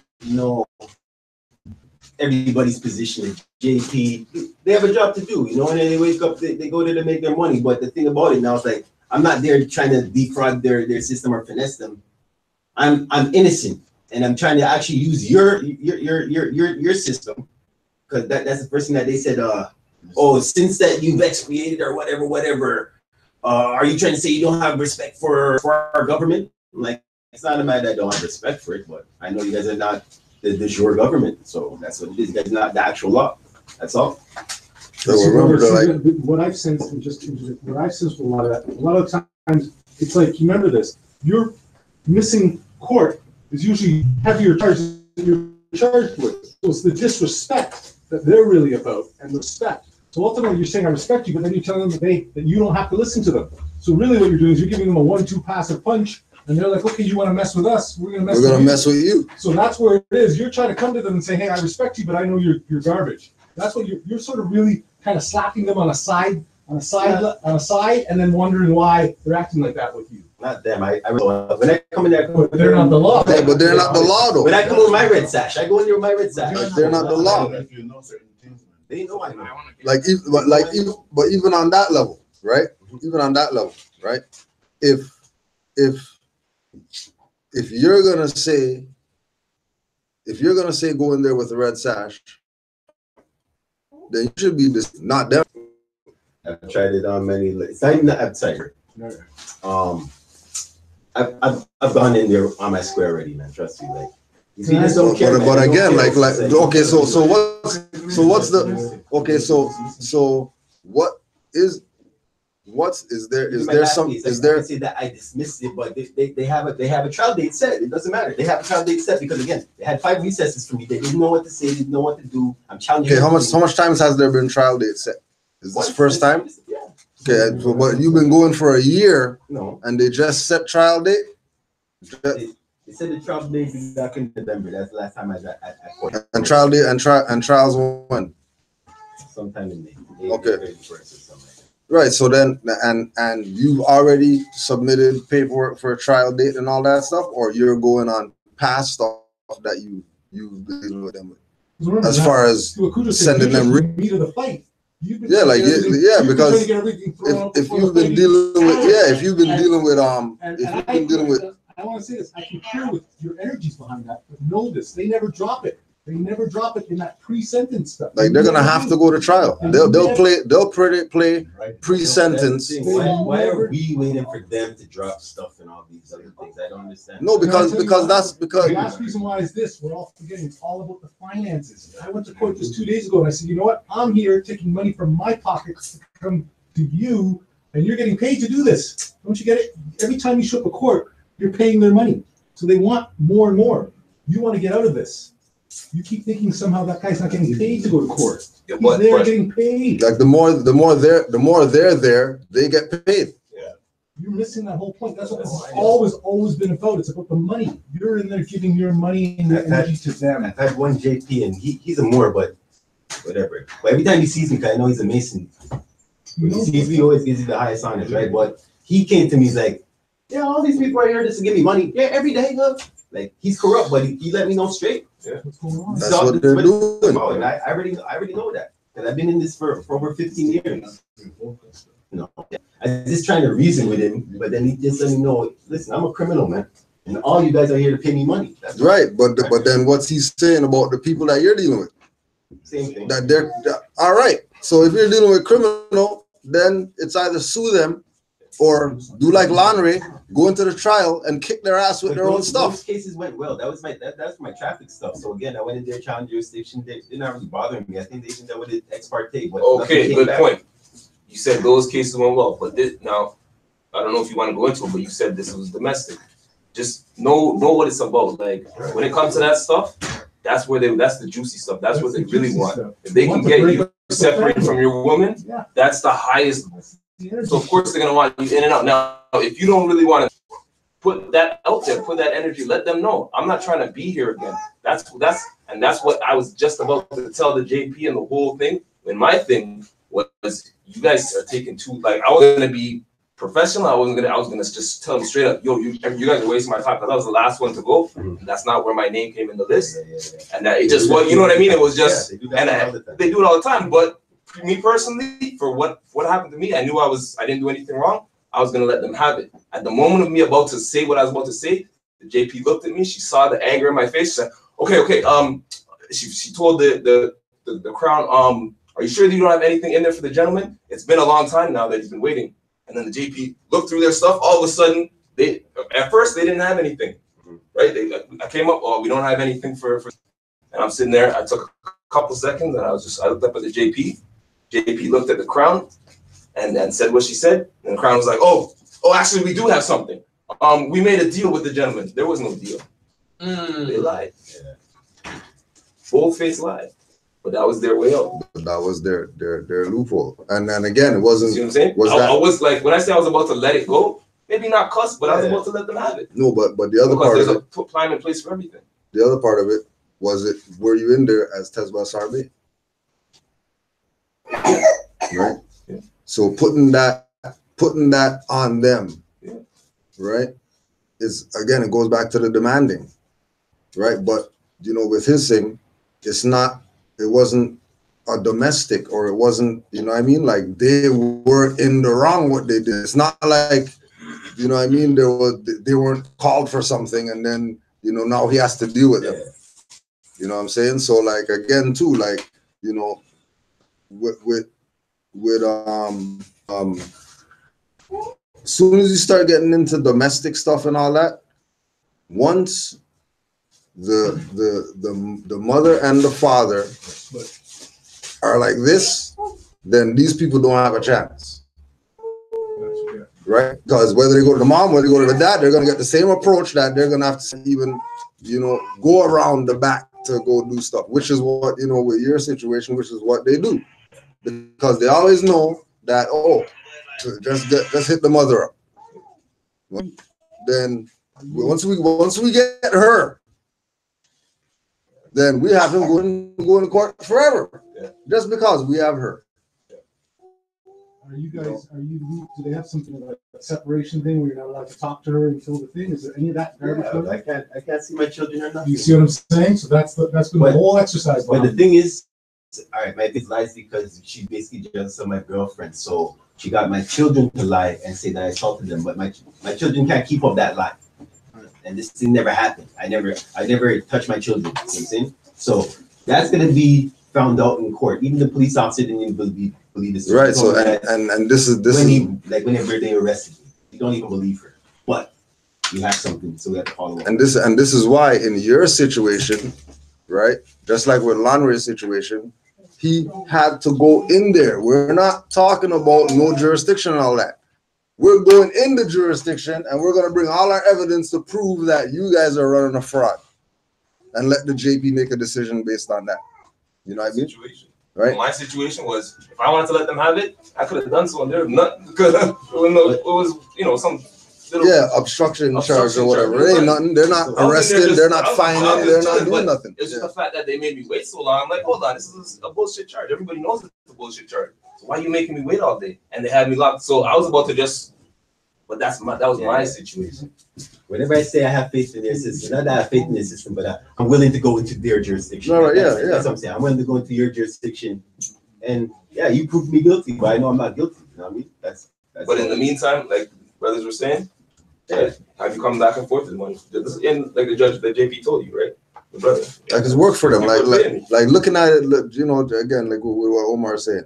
If we have a situation with them, the more we put up a fight to deal with it, that's them getting paid.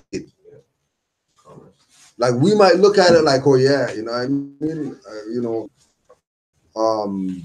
I don't have anything until 5 years from now with these people, right? Well, the fact that your thing is 5 years away, they got mad people. They got 5 years worth of people to rape until they get to your stuff. But because we set it up, because we said instead of trial, all right, bam, let's go right now. Let's do trial right now. Forget about let's jurisdictions and how about let's just go trial right now and let's see how this goes. Right. I was in trial and they set my thing 6 months away. You know what I realized? They got 5 months backlog. Yeah. So that's how much people they got lined up already for you. They can't afford to see you before 5 months. That was another angle I looked at. People they can't even set shit 6 months because they got so much stuff. Right? And those people are gonna afford. That's all courts about. They just go there. That's the whole point. Can I give you one other suggestion? I don't know how this goes. But here's another angle. The other angle for you would be if there would be any way for you to with your empress, your ex-empress. She's talking to you. I was just saying if there's any way that you could reconcile with your empress, Because if you could get back in with her, this whole thing would end. You see what I'm saying? Like if somehow you could work that back. Like not working as be with her, but if you but work like you know what I mean? Like if and again too, it's the craziness behind this. The whole started with the fact that what happened was she took the bite of that apple. That's that whole perspective. She took the bite of that apple, which represented screwing me. But the reality behind it was possibly, just hear me out, it was possibly the fact that you couldn't work this thing out with her. So rather than her being legit and trying to deal with it in an honest, adult way, she decided to, and that's what they say, a woman scorn, there's nothing like it, right? So I'm just throwing that out there. It has nothing to do with her, and trust me, like me becoming a Moor, that's probably even more of a reason for her to attack. Yeah, great. There's no reconciling with her. Okay, all right, so I was just saying as an option. But if I could. Okay. No, but some no, but people, like it's like you know, they know that it's all about separate, whether it's brother, family separating, son separating from dad separating from what it is. You know what I mean? This is their mode of operations, right? Being that we are exercising color and they don't do anything de jour, right?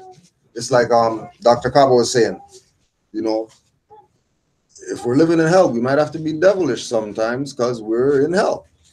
That's just what it is. You know what I mean? But it's based on circumstance, situation. Everybody's situation might not mean the devil has to come out of them and they yell or whatever like that to get what they want. You know what I mean?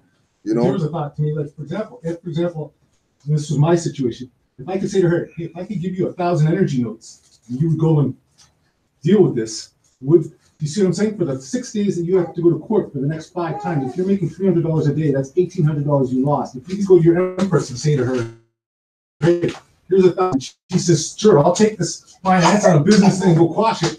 She's like, that's how you get solutions in that way. Because really what you're looking at is being tied up with some bullshit right now. That if you trip or you spit the wrong way, they've already got you on something, right? So that's what you're really looking to get is this thing ended. Right? So that's how sometimes I look outside the box. It was about just that one method. Many ways to skin a cat. There might be some other way to deal with it. One thing too about the circumstances is you and I and other Moors in here know that where your jurisdiction you said is Brampton. It's crazy. What is their information about us in that region? Other individuals who you know what I'm talking about, right? We're out there doing, and when they look, put it this way. Don't assume that they look at Moors and think, oh, Moors are bad. Assume that, you said you built with the brother, the JP, so it's not, people are people. Yeah. When they're looking, if they watch enough, they know who's real and they know who's not. Because Noble Drew Ali's information is all out there. They can easily, it doesn't take long to go through everything that Noble Drew Ali said and everything that he was about. It wasn't that much that he personally did. Yeah. So any non-Moor can, okay, this was the archetype, and then here's these brothers over here doing XYZ, here's these brothers doing this, here's these brothers doing that. Who's real and who's not? And then unfortunately, for the jurisdiction that you're in, there's been Moors who are doing things that are easy for them to say. I even think about that. I don't even think about that. You have to think about it. They know about think me, about man.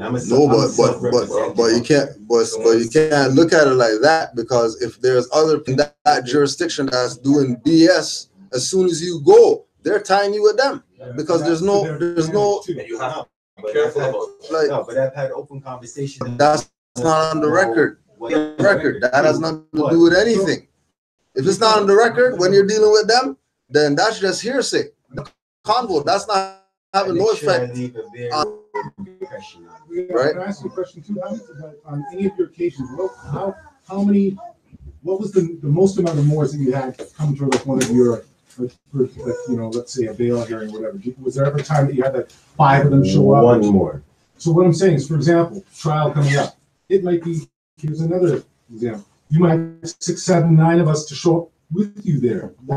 Those kind of things as different perspectives as to how to tackle this. Maybe when you come in there, you got maybe they're looking at it like he's one of them. He's trying to not be tied to them, but we know that he's You see one of what I'm them. saying? Whatever. I'm You just come with throwing some different people, And I give you maybe one that of might my- change I'm the not on the slate, I'll be the there. frequency. Yeah, We've yeah. seen that when more show up in numbers. Yeah, something different happens. Yeah, There's a difference because the scan can't be sort of, right. laid Just lay down on one Whenever individual. it's me by myself and I go and talk to one of these public universities, it's just me that they're misinforming. It's not that they're misinforming the whole public.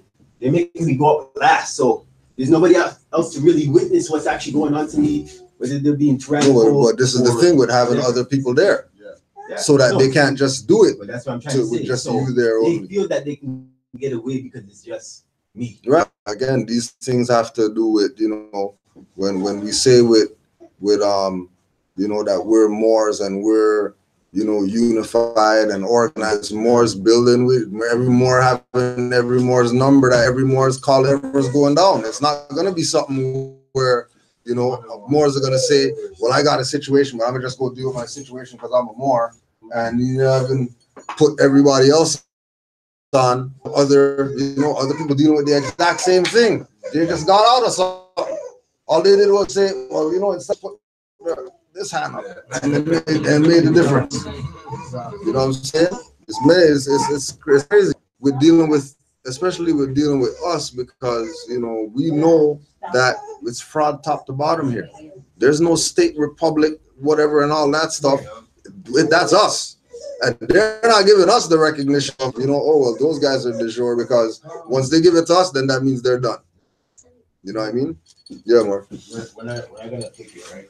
I'm not in branching region, like Taz was saying, I'm aware of the, and you can easily be tagged with guilt by association, right? So what I did, I directly put on the record that I'm affiliated here. The address was presented in front of them. The address here was presented in front of them, right? And they said national. It says national.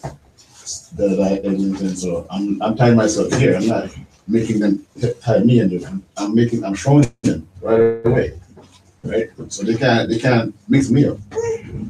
So even if they're not coming, the weight of the address of my affiliation, they see it already. First time I went there. You know what I mean? So they can't say, oh, these are the dirty guys. We don't know if this guy's trying something. I'm not trying anything. I'm telling you, this is what it is. Here's who I am. I'm presenting this way from the beginning. Not when I go in there, I'm trying to argue. Right. I'm telling them from the beginning. Whatever it is, proceeding, or whatever you want to do, I'm proceeding this way from my start. And then too, remember that when we're talking about those other people, they were under investigation by Law Society and all that. It wasn't some small fraud that they were looking at them as. They were looking at them as are the worst of the worst out there with fezzes and stuff on. If they're gonna come to us and write to us saying, yo, we have these guys coming in our courts and all that stuff, and these guys are a fraud. Because we know they don't have no bar licenses and all that stuff. We know that they're not lawyers. We know that they're whatever. Now our thing was, hey, we don't even know them. We don't know who they are. They're whoever that they are. You guys do whatever you're supposed to do with them. But they have nothing to do with us, not affiliated with us. They don't use this address. They don't whatever. You know what I mean? Because that was their whole thing of saying, well, they're using your address as the law office, which is why they sent something here. You know what I mean? So, and especially now, before they would use Meads versus Meads case. You would always bring up that case as the case when more start talking or whatever. They got Meads and Meads. That's automatic. They're gonna bring that up. Now, being that they're colored, they can use that. When you read that case, that talk about more sovereign citizens and all that stuff. They go in on that case there. You know what I mean? But that's the only case they use all the time. They never use anything else. Never ever. With what you're dealing with, it's all about letting it go to trial. Because I'm looking at it like Lanre's situation. That certain things that you're talking about, You can't just talk in a bail hearing or a, you know what I mean, whatever. Now, you put in all your stuff, all them stacks of writs that you've been writing to them, put all that stuff in, you know, because most of the time when it goes to trial, you might get the JP that you haven't never dealt before. My understanding was wrong. My conception. I never knew that Moors actually went to trial. That we crush that before we even get to trial. Yeah, in other jurisdictions, but here we know these people do bench warrant. As soon as you say I'm not going up, they got bench warrant and they're coming to get the body. From what we learned from other Moors, that we said, okay, you know what? You deal with the trial, so that way you can put your stuff on whatever's gonna go down, because it's not gonna be a thing of they're dismissing because they don't have jurisdiction. They'll adjourn all day, every day. That's why I always go in there to fight. So if I had that mentality of, okay, this is gonna go to trial, then I would have been relaxed. I'm not gonna let them do everything, you know. Yeah, because remember, it's a claim that we're making. Like as far as us, I can't even get my claim in. That's why I get mad. That's why the trial, because if you know the only way it's going to be heard by them is if it's in trial. Like, yeah, it's supposed to be, you know, status at the door, but that's only if you have people who recognize de jure law. They ain't no recognizing de jure law over here. Or even being innocent before being proven guilty. That does not exist. You're guilty and you have to prove yourself innocent. That's their mindset of, you know, who has the claim. And again, you know, we're like with using Brother Locke, he was going through this thing, and then when he mentioned Dred Scott, because they were trying to say he's the name on the license as him, he's like, yo, that's denationalization. You guys can't say that to me. When I gave you ID saying who I am, like, what do you mean you're giving me other stuff saying whatever, right? But again, dealing with those situations and dealing with domestic, they're looking at it completely different. They're directly looking at, okay, we have the mom because she's the overseer, right? She's gonna be happy because she's getting her checks every month. There ain't no question about nothing, right? No challenge, no whatever. Every month she's getting her check. But now, you know, this guy trying to stop our stuff, because if the stuff gets through, if it gets dismissed or whatever, and your stuff then the whole thing of you can't see them and you can't visit and all that stuff, all that's out the window too. Which they know that, well, if father's on the knowledge of self, knows that he's a Moor, then what the hell is he gonna do with these girls who we have under their mom, right? I'm just getting into the side issue of this too. Remember, in a sense, they're just coming at this from a trustee position of the fact that your empress signed out a complaint about you injuring supposedly your offspring. Supposed, alleged. They're just skating, floating on that energy, and so that's where their power is actually coming from your empress who started all of this. Yeah. So that's where this all is, and it's a corporate game to denationalize, to denationalize and to imprison the spirit. It was through the spirit of all of this, because if your empress hadn't said anything, then this wouldn't even be here. There would nothing to be going on. Nothing. So no issues right now. And what they're doing is they're just sitting back behind the scenes laughing. They've been able to set up this situation. And that's where my argument comes into this a lot of the time, that it's the empresses that we really have to work on, and that's where the prophet was into this. They're really the ones that are unconscious. Because if she was really thinking about it, what she's really doing is putting in danger the father, the masculine energy behind her offspring. Yeah, and then complain about you know why her children aren't masculine and all that shit. And so now what she's looking to do, what? Have your legs chopped off? Like, what's she really looking for at the end of all of this? Right? Yes. So what you set in motion is this ugly system that's really been empowered by her and her energy, which is the ultimate energy.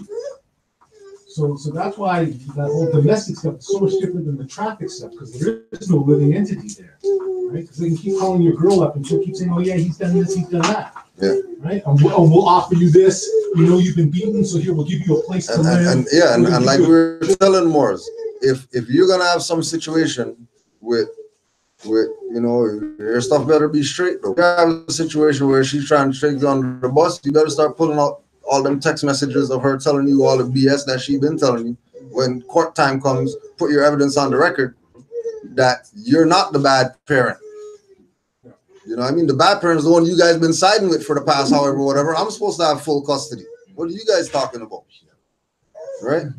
Because again, like if the threat is such that they're gonna come at your life because of her calling or whatever. Like she called, that's why all this stuff's going on. Like you're dealing with this for a year or whatever. She called, and then whatever she said wasn't real either. That's why, yo. Like, it's crazy dealing with those type of dynamics, because then those dynamics bring cross spirits and all that type of stuff that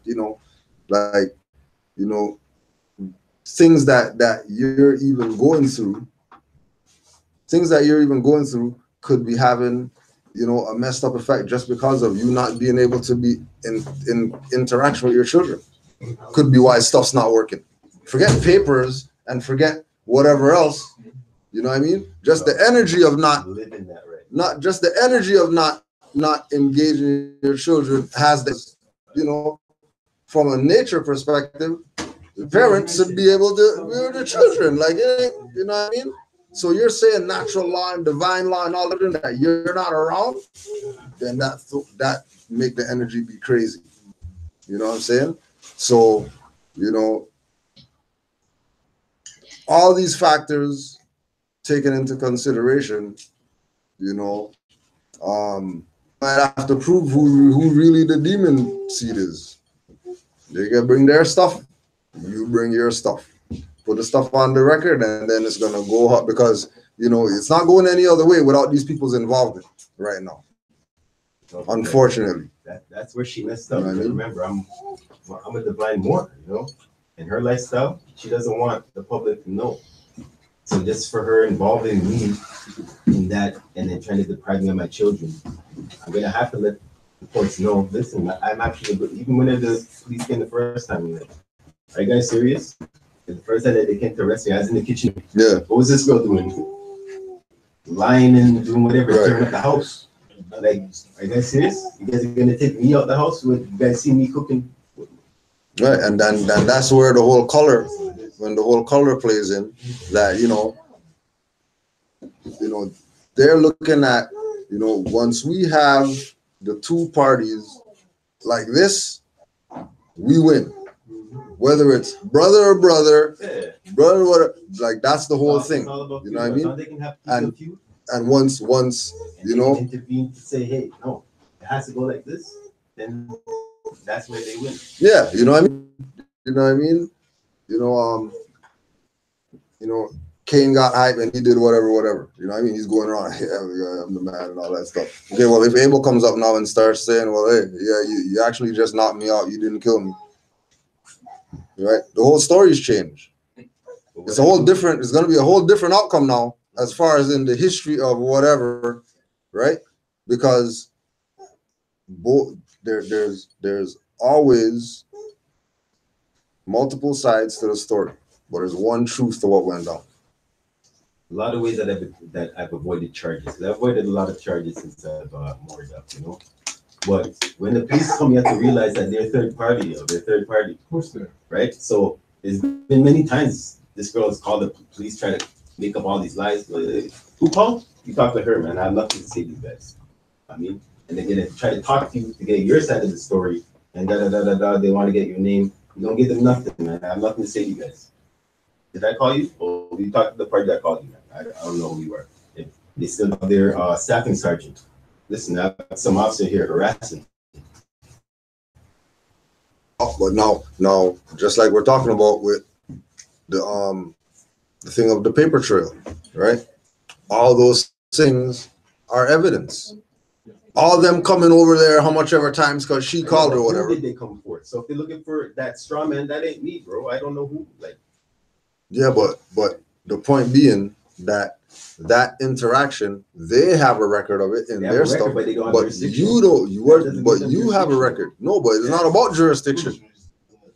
Because remember, like you're billing, any interaction you have, any papers you have, any text message you have, any, you know what I mean, you found some letter underneath or whatever like that talking about, yeah, I'm gonna do this, I'm gonna do that, whatever from her and all that stuff is evidence that you're gonna take for your trial going on to show that you should have custody, you should be able to see them, you should whatever like that. She's the one that you guys should be looking at. Don't look at me crazy.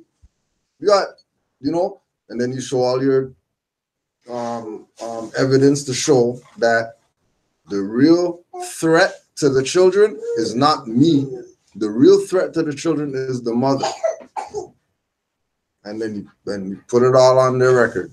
And once you put it on the record, then whoever says that they're the whatever judge, magistrate, whatever like that, they're gonna make decisions based on whatever. Right, so can I leave it to the Jake? They can preside over the situation and maybe what they feel might be best for that child at the time. But when it comes like to me, what they want to do to me, or I'm not allowing that because that's just what you believe or what, you know what I mean? I'll still present my evidence, but I'm not gonna allow a judge to preside over me like that. They said that they just want to hear what my children have to say, and then they'll do. It's cool. I don't have any say right now in that. Talk about the conviction of me. What name are you using to convict me? No, I'm not even interested. But this is the whole thing about once you go in there, that's not a relinquishment of who you are or whatever like that. It has nothing to do with that. Because you're engaging with them in X relation. The name is, they're not tying that name to you because that name's X relation. Oh, I don't even understand what you're saying to me, sir. That's why you got your law dictionary right there to put it on the record. So are you competent enough to even be, you know, I asked them, they get offended. Like, yeah, of course they got offended because you're asking them about competence when he has a sash on. You know what I mean? Like if he has the sash on, even though it's under color, he's competent. So for you to say, well, are you competent enough to deal with this? You're distant. Yeah, but if you're a favorable response from them, if you're distant, like, am I supposed to trust you guys? You know what I mean? You gotta bring the weight. You know, because again, we keep looking at like we have to prove something to them. They ain't gotta prove nothing to them. It's not them that. It's not about them. I want to prove is that you guys don't have any jurisdiction, and if I leave today, don't send your henchmen to my mother's house or whatever, trying to look for me. But if the pattern is that's what they've done, if the pattern is 5 times before that time when you said I'm not coming back or whatever, they issued the warrant and came to get you, then you know that's what they're gonna do. I want to do it with clarity, so I would like to lay down my authority, and they honor it. Yeah, but you can't. But you can't say lay down your authority, but you don't have jurisdiction. That's a catch-22. I got jurisdiction over my own body. Yeah, but you can't. But you could have jurisdiction over your own body, but you can't present to them that they don't have jurisdiction, but dismiss this. I'm not, but I'm dismissing. I'm doing the dismissing. That's what I said. Whenever I. But then if you're doing dismissing, then you have to be in the jurisdiction. You're not British. You can't be outside of the jurisdiction and then dismiss it. You know what I mean? Because you're dealing with some individuals where they don't practice due process. Right? Tolerable. They're a corporate jurisdiction acting like they have no constitution. There's so many factors. Right? The thing that I see being the most important thing, which is what I was getting to before at the beginning of this, is the spirit behind this, the divine nature, which is that there is no interplay between you and them on any jurisdiction, because ultimately you're dealing with a corpse, which is a dead entity. So right there alone, maybe you be talking with them. You can't even be talking with them. Instantly you talk with them, it totally destroys everything that they're doing. Ultimately, like who was saying, you keep dancing back and forth. To be the du jour, you're then not attached to them at all. I mean, like you. But then you can't be not attached to them at all, and then try to tell them what to do in the attachment, because then of course you then bring yourself into that. Like you're not in the game just standing at center court. Pass the ball. Like you're not in the game just at center saying there's no game going on. These people are just gonna play around you. It ain't no big deal. You can stay on the court all you want. We're playing our game. If worse come to worse, we'll call our guys over there and get them to come take you off the court so they can play their game. You know what I mean? Yeah, but you're not reffing their jurisdiction. That's not your jurisdiction to be reffing anything. That's why I get into the spirit behind it. You know what I mean? You know, sis, you had something? Yeah. How do you file a restraining order? No, well, that's going to. But again, that's going to them people. Okay, so he's not a Moor. So So how am I going to ensure? TRO, you would then, what I would just call up any station, any court sort of place, and they're going to give you a place to go to, and it's just as a piece. You go swear out an affidavit, basically, and then on the merits of that, let's say you came over, you threatened me, hit me, whatever, they'll probably ask for some sort of little evidence, and then TRO gets generated in order, and that'll probably carry through till whatever else is going on, or that may carry on for whatever period of time. And regarding custody? Well, that's the child. That's the other people. So because remember, you're not dealing with the same people ever. Ultimately, you see, and this is where the nastiness behind all this comes to. From a certain extent, what they're looking at is you're the mother. You're supposed to be primary caregiver. Ultimately, then what they're doing is they're saying, okay, you're sane and you're normal. If you're saying, hey, this significant other is causing issues, more than likely they will offer you that. That will then be connected with all of that stuff that they've offered it to me in the past, and it's still out there. Right. But because my status has changed, right, I can't be dealing with them on the same level. But you can, from the extent that you probably, when this all started, you were in that jurisdiction, right? You were that person, right? This is a new event. But connected to the old one. Yeah. Right. Yeah, so it's connected to the old one. I would definitely, unfortunately, in this crazy situation, what you're going to do is you're going to take the advantages of both right now while you take yourself out, and hopefully, like at the spirit, at the end of this all, you don't get involved with someone like that later to have this issue. Yeah. Because this is where I think this all begins, right? Getting into proper relationships. Right. From the jump. Yeah. So ultimately, what the deal is you're gonna step back into your old jurisdictional name, or you're put into that to then facilitate that activity. That's why you have all rights reserved and all that. While then continuing to do what you're doing on the other side to then get this ended and dealt with and then moved on. Yeah, because currently my case it's in my national name. Sorry. In your space. It's in my appellation. It's in my national name. In your corporate name. No. No, appellation. You're in your national name. Yeah. Is what the newest thing is. I didn't give a verbal or a visual. Right. They didn't write down a written report, but they took my statement, like whatever I said verbally, and then they proceeded to issue a warrant for his arrest or something. Yeah. Okay. Right. Process because I don't want, because he's so spiteful. Right. He always tries to figure out ways to come back because of it's never about the baby, but he figures out ways to ask to see the child, the baby. I have a friend who does the exact same thing as well. It's annoying, right. And he is in a situation with a female who's they're both not stable, and everybody knows this in the system. So with me now, I don't really play with this whole, I'm not involved in this system thing. I've never been in any problems, but they're in it every year. Right. Every year someone's getting beat up. Every year children are being called. I'm not about that life. So for him to always come and say, I want my son, it's my son. I just want that to stop because I don't want him bringing my child around someone, and have proof that she threats. Yeah, regarding my baby, all of that stuff you have there would be part of the. Would quite quickly create a TRO right off the bat. But then what would happen is child services, and this is where yet again you become the word again, where you're going to someone else to figure out your own activities, right? So you're now going to figure this stuff out. Okay, right? well, So they you're sort of came and I told them, Tuju was my witness, they have had no contact, whatever. Everything was dealt with. They don't contact me anymore. But in this situation, I just need a restraint. He's not scared, so he doesn't care about restraining orders, sorry. And he doesn't care about anything like that. Huh? So. What I would say, just for the picture alone, probably what you want to do is you want to get this done, because ultimately, if you don't care about those things, it comes to damage, it will be that thing. Then you have that thing that'll help keep him. National thing, and then ultimately, like you say, what you're about is hopefully moving to an area where he doesn't know where you're at, that kind of stuff. Right. Getting out of his life. Hopefully, then maybe either him growing up, or if he continues on in this activity, something's going to happen in his life that's going to screw him up. He's going to get beaten up or whatever.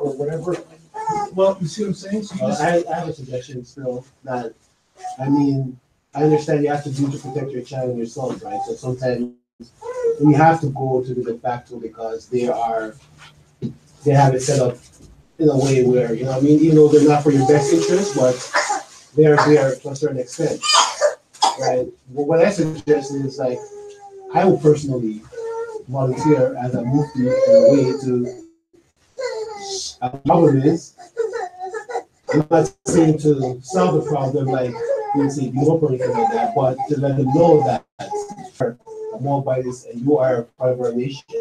Oh, he knows. He ties his head now because he has a warrant for his arrest, and now he says he's whoever babe, bro. He doesn't know what he's talking about.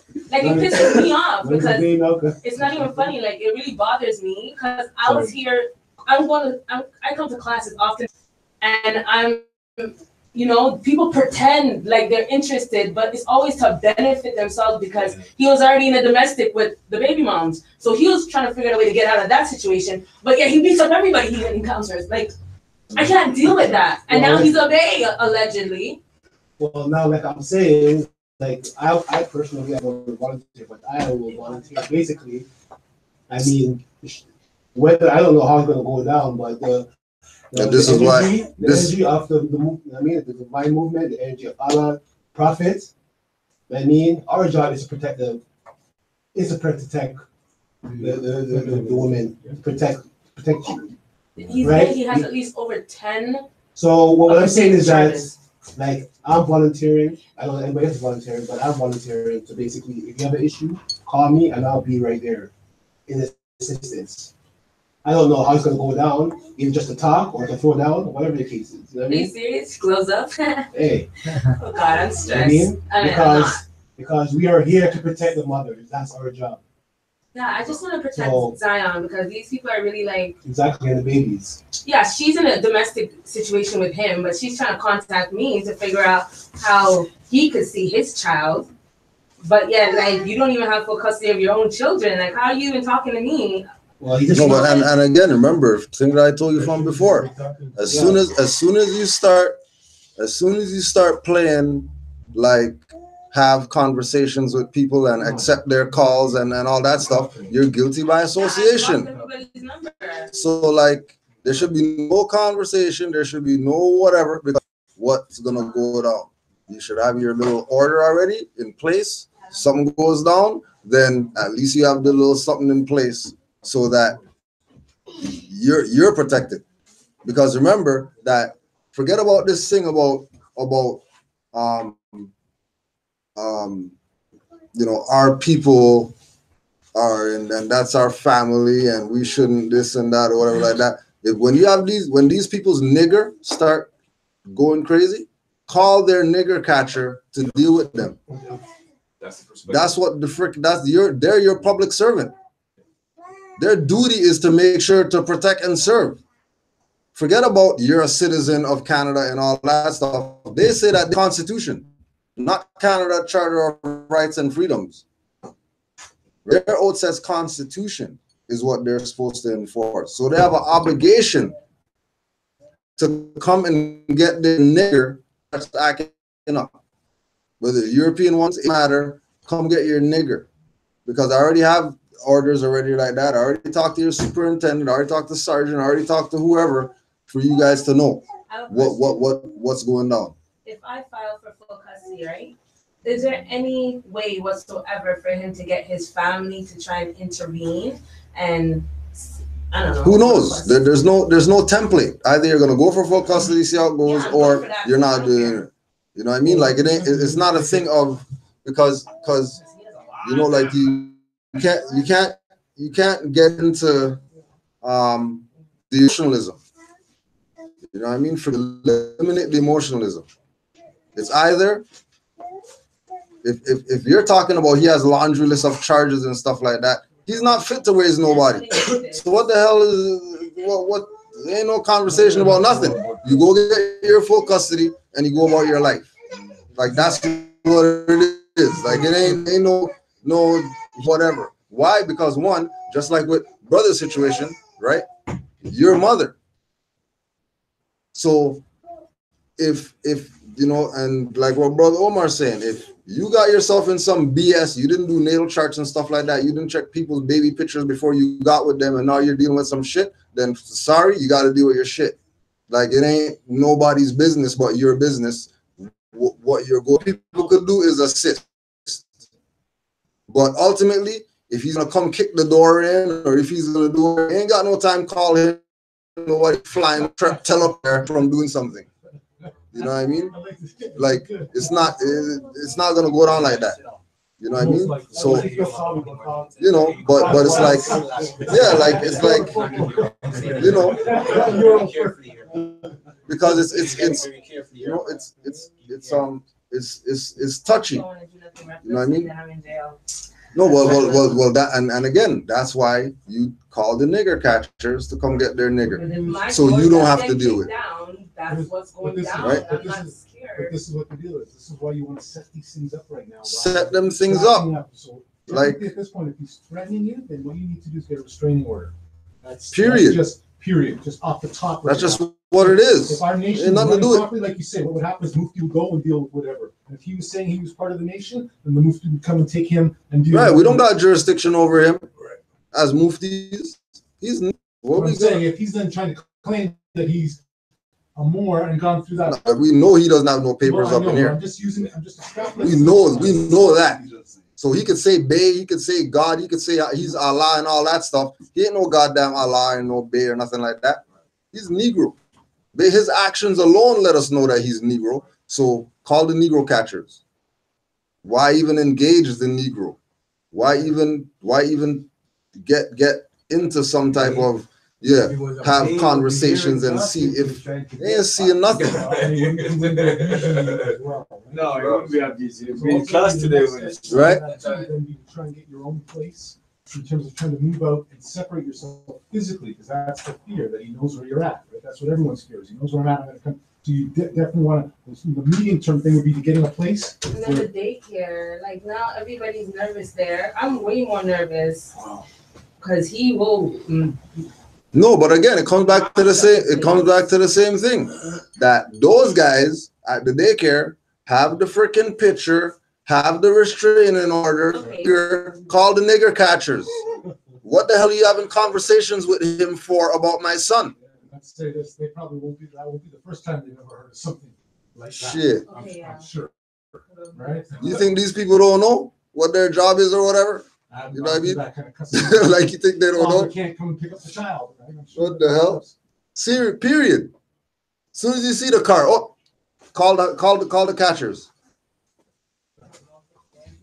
Right? That's just what it is because of the situation. You know what I mean? If we were dealing with civil people, then you can say, you know what? We're gonna call the muftis and we're gonna mediate so we can find some kind of whatever, some solution, so that you're not dealing with civil people. You're dealing with people who have mental slavery. You're dealing with people who have mental slavery plus their dad wasn't in their life. Mental slavery plus their dad was there, plus their mom was a crackhead or whatever. Mental slavery plus their dad was there. But that's what it is. This is what we've got because we strayed from the ways of our ancient foremothers and forefathers. Ain't no ancient foremothers and forefathers letting two people go out and you go pick whoever you want. They ain't doing that stuff in ancient times. You're going with who we say, because we did the natal chart or whatever. This is who you're compatible with. Well, her eyes are big. I don't care. Her eyes are big and all that stuff. Well, it has nothing to do with you. This has to do with the generations that freaking come up. Like, you have no say. You have say. No, we're so messed up. Because nowadays they're like, no, my daughter gonna marry who she want to marry. You can't do that. That's not right. Right. But then that's the perspective of the East. You know, we strayed. We chased after the gods of Europe, of who we knew now. We're possessed by the gods of Europe, and don't wanna admit that we messed up. Oh yeah, it was my bad. More question. Yeah, more. You said about this prenatal chart. I want to get more information on that, seeing certain details. Yeah, you just Google that. Google it. Okay. Natal chart. Natal chart. Okay. Sister, oh yeah, Sister Naji, Brother Hassan, Sister Sharice. They come to the temple? No, there's just Moors out there. You know what I mean? That we get you numbers for people or whatever who can do. Naval or naval? Naval.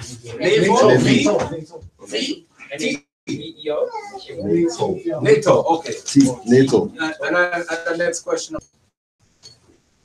about de facto Canada. Oh, and just as you said, de facto, we are pro us handling our own stuff first. Like that's what it's about. We handle our own affairs. But when you have situations, people doing crazy stuff and all that, don't even worry about them. Call the catchers. Let them deal with them. Like don't even like just let them deal with them. You know what I mean? However it is, whether it's a 30-day restraining order, 500-year restraining order, whatever it is that you got to do or whatever to protect yourself, protect your child or whatever, because everybody, somebody, few of us or whatever are not going to be there all the time. Even highwayman's not going to be there all the time when you call them, right? So this is just the stuff that we got to deal with, you know what I mean? Because of this de facto position that you know we've unfortunately been coerced into, you know what I mean? So you know, like the brother saying, you know, there's support.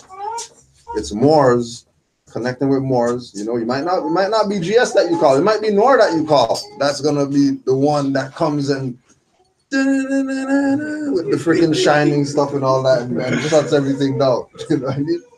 Right? If I were to right, I'm here. You know what I'm saying? Facto, what actually meant de jure. When did de jure Canada separate from United States? That's my question. When did de jure Canada separate from United States? When de jure Canada? There was never a de jure Canada. Okay, so when did? Okay, let's say the de jure Canada is the Aboriginal people.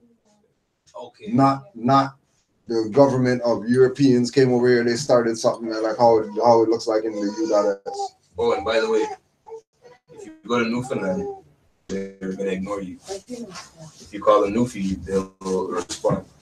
Okay, so they've never, their politicians have been part of it, but the people are not Canadian. They're Newfies. So that being said, it doesn't sound like they even separated from Union. It doesn't sound like de facto Canada separated from United States. No, well, even looking at it like de facto Canada, that's not even. They don't have a position of separating from anything. Because remember, everything that they do is only paper. It's never It's never land when they talk. We assume that they mean land when they say Canada. They don't mean land. When they talk, they mean paper. If they say, you know, City of Toronto, they mean paper. They mean a charter that was given by somebody, has a seal on it from somebody signed something saying that you guys are the city of whatever. Right? But that's not where we're walking on. We're walking in the city of Toronto. No, we're walking in Toronto, but city of Toronto, that's totally different thing. That's a totally different thing. Right? So like, and this is why, you know, we call out the hireling about Cujo and the Moors, they know Canaanland, they're Moors in Canada and all that. Because we are selling us out to these people by talking like that as Moors. Because they're the ones that have the supreme authority in North America. So if they're saying that Moors in Canaanland are Canadians, they shouldn't call themselves, then Europeans going with that. Because they're Moors, they're saying it. Even the slave knew that they're coming to Canaan. The same hirelings talk about this when they said they came to Canaan. Yeah, I actually seen that. I got to see yeah. They say, yeah, you know, that's the promised land. Like, okay, and it's the promised land. Right? So if it's the promised land, and we know that this is the promised land, and then people are telling us that that's not the promised land, Canada, feathers and turbans on. That's why we talk how we talk, right? Because we know that people's intentions are to destroy everything that Noble Jawali laid down. Just like Brother Cobb said, you know, hey, Noble Jawali is, and then he goes off talking about some other stuff, and then, you know, nobody's not going to say, hey, hold on a second. Yeah. Why doesn't anybody know who Noble Jawali is or whatever? How come we know about all these other people and nobody brings his name up? And nobody even questions why you don't bring his name up. There's, oh no, we don't need to talk about him because he's just a religious black guy. He's Islam and Moors enslaved people, so we don't need to hear nothing about Noble Jawali. When this man's the foundation of all these peoples, whatever it is they claim that they are, whether it's U.S. people, right? Because Moors is why they even have Marines and Navy and all that stuff, right? Whether it's U.S. bankruptcy, whatever, because Moors crash their stuff, all that, why they're even in existence right now, right? You look at even, you know, times like now even, you have so much people coming out telling people what's up. And the only people in the dark always, as usual, is our people. And especially the people who know what's up and they're refusing to tell, they're not telling. They're letting the game continue on because, you know, once the game continues on, then they continue on. Once the game's done, then all these people's time is done too. Well, that was the purpose of the video I sent you, not because of that guy. Just what the officer was saying to the people on the road. Yeah. Saying, you guys could go, oh, you guys are, you know, immigrants or whatever here on the land. And when he stopped the two European men and said, oh, where you guys from? They're like, Australia. And they're like, okay, so you guys are aware that you stole the land from the Aboriginal people? They're like, yes. Yeah. I was like, wow, they're so open with their own people, knowing what they did. But if it was one of us, they'd be like, oh, that was our ancestors. Yeah. We don't have nothing to do with that. Yeah. But they know. I was surprised to see that. Yeah, they know. But remember, keep in mind of this too, that the European talking to the Australians, he's in the same position as them here. Mm-hmm. Exactly. You're not gonna bring that up though. He'll openly tell them that they're foreigners to Australia and all that stuff. Well, yeah, you know, we are foreigners to Australia and all that stuff. They can talk BS because they're not in Australia right now. So they can talk BS. They're not in Australia, so yeah, we colonized. We'll let them go to Australia. I bet you they don't talk like that. They be talking about, nah, this is our land or whatever like that. We've been here, you know, we're just settlers and all that stuff. Yeah, they know exactly what it is that they're doing. You know? Could we do something like that? What's that? What he was doing? I'm like, oh, I'm gonna do that tomorrow. Do what? What the officer was doing. As far as what? Just questioning? Yeah, or you know, okay, you know, putting on the fake handcuffs. You know, you guys are gonna get deported. No, well, I mean, that's probably some people playing around on some stuff. It was a joke, but still, like, is that possible? Not without no military. So do they really need a green card? Yeah, they're foreigners. But again, we haven't taken the position of being the landlords. We said, forget being a landlord, we'll be Negroes, because our black leader guy over there, he says he's Negro, and then that guy says black, and then these guys say that we're from Africa and all that stuff. We don't really go read nothing to know for sure what's what. So we're going with what these guys say. These guys been selling us out since the 1930s. Now, 2018, now we're Moors, and you think these people are going to be like, oh, you guys, oh, you figured it out, okay, go ahead. we're just going to get our, well, sorry, we don't have our green cards, we're out of here, or whatever like that, but we know that there's a fine line between love and hate, and when we walk that fine line with these people, and they realize that, okay, you're really on it. I'll only do that to like criminals, people who commit murder and stuff. It'll be something that, if everybody were saying that they're Moors or whatever, then hey, yeah, we got jurisdiction over these people to get them out of here. Because we got enough people who got finance that could buy the boats that we're gonna send them back with. The boats are at the dock. You guys got until midnight. Get on the boat, get the hell out of here.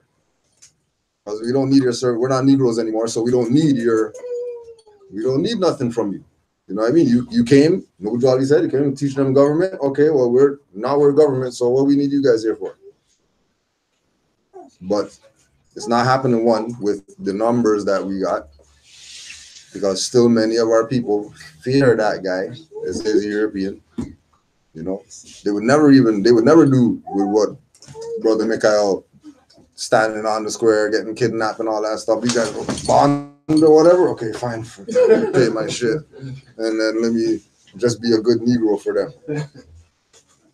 They ain't standing out. They're not doing what you're doing, going down to the highwayman's den, telling them, hey, just letting you guys know I'm not Negroes that you guys deal with, so that whatever like that. No, they're gonna be good Negroes, have their license, stuff like that, so that these people, oh, you can't reserve rights. Oh, sorry about that, slave master, I didn't mean to do that. Let's put the slave name on there so I could be under the jurisdiction. It's a battle, but again, just remember that as much of the fight is and all that stuff, and we're looking to have certain things happen so that we get the outcome. Is really for them.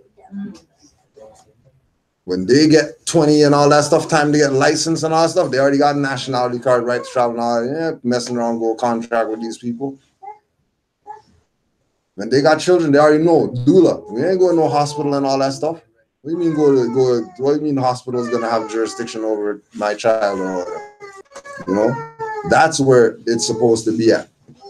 If we're looking to have some type of end game to what's going on, it's gonna be all these children who are Moors, when they get to the age of maturity and they start exercising, right? They know what's up.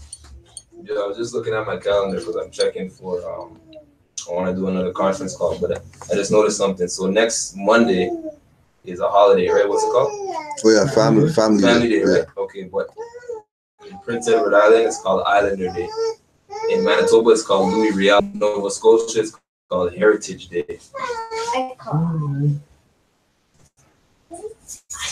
Oh, and then on the 23rd, it's Yukon Heritage Day. Not even on the same day. So just things to consider. You know what I mean? Like, if you're dealing with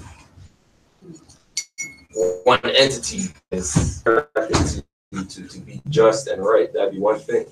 But you have to accept that you're not ever dealing with one entity, right? And it's never really, ever really a legit entity. Always dealing with somebody so de facto. It's already a mess. But if you go in thinking it's proper or there's some proper aspect to it, you're gonna get let down, right? I think a good lesson is to know that, hey, this is a mess. So I'm gonna go, don't wear your crisp white Jordans. They're gonna get messed up. You're gonna be mad after. You're gonna be mad. Don't wear the fresh white tee. You know what I mean? It's scuffed. Yeah. So. And I think that's really part of the wrapping our head around how to get out of this is that we're not dealing with actual legitimate people. They've been putting up a front this whole time. We fell for the front because, like we're saying, people are looking at, well, the federal and the provincial and the municipal and then the government together. No, these are all separate stuff layered on top of each other, not all working. And the children, they came to the house or whatever, and they were extremely cordial. They weren't playing, because we seen children, they go to people's house and stuff, and we're sitting there, and they didn't deal with you how they deal with other people who don't mess up. People who say, well, I'm gonna be Negro and hire a lawyer and all stuff, and have a lawyer sit there, talk for them and all that stuff. It wasn't the same interaction, right? And again, because you already know that you're dealing with some fraudulent people, you put your stuff in place so that, well, in case these guys try their fraud or whatever like that, you put stuff in place. They recognize when you put the stuff in place. So they already know, okay, well, we can't do her like we do. Let's just chill for a little bit, make it look good. We came by, we got some water, we get a drink and all that stuff. Just double check, right? Yeah, make sure that, make sure this isn't one of our niggers, because we need to get everybody under wraps, Once they check and they realize, again, like we use Brother Mario, 9 charges, felonies, dismissed with no lawyer. And that's not because of he sent some paper or whatever like that. That's energy. They seen him coming way down there, like, oh, just start shredding this stuff. We don't have anything here for you, sorry. Right? Energy only. Forget cards, papers, he sent stuff and all that stuff. Just like how the freaking Crown found the agreement. Energy. My energy changed. Yeah. I just decided I wasn't having it. Time to go. Like, okay, I'll give you guys your hour to play. Let me go last. I accepted that for the time being. When my energy changed, all of a sudden, oh, there's the paper for that. Like, I'm not, like, this is for the record. That's legitimately what happened. Bold-faced lie. Right, and again, because of the color, because they're not really legitimate. This is why, again, the whole thing about, Moors making sure that if you're saying that you're aligning with this, you're not aligning with some temple and all that type of stuff. You're aligning with fam. This is like some, secret order of whatever. That's not really a secret. Everybody knows. But this is our society. Certain stuff in our society runs a certain way. Those guys' society runs a certain way. There's no reason that our societies can't work in harmony, but our stuff better be straight, because those guys are colored. So as soon as we do something color, now they know, okay, we can exercise a little bit harder color, because if the Moors aren't being de jour completely, they're being colorable and there's loopholes in their stuff, then shit, we got loopholes for days that we could run. I'm sorry, Omar had something in there. Sorry, I think you sort of. Go ahead, Mark. No, I was just saying, as you were speaking, it's not like that's the fault of that was our fault.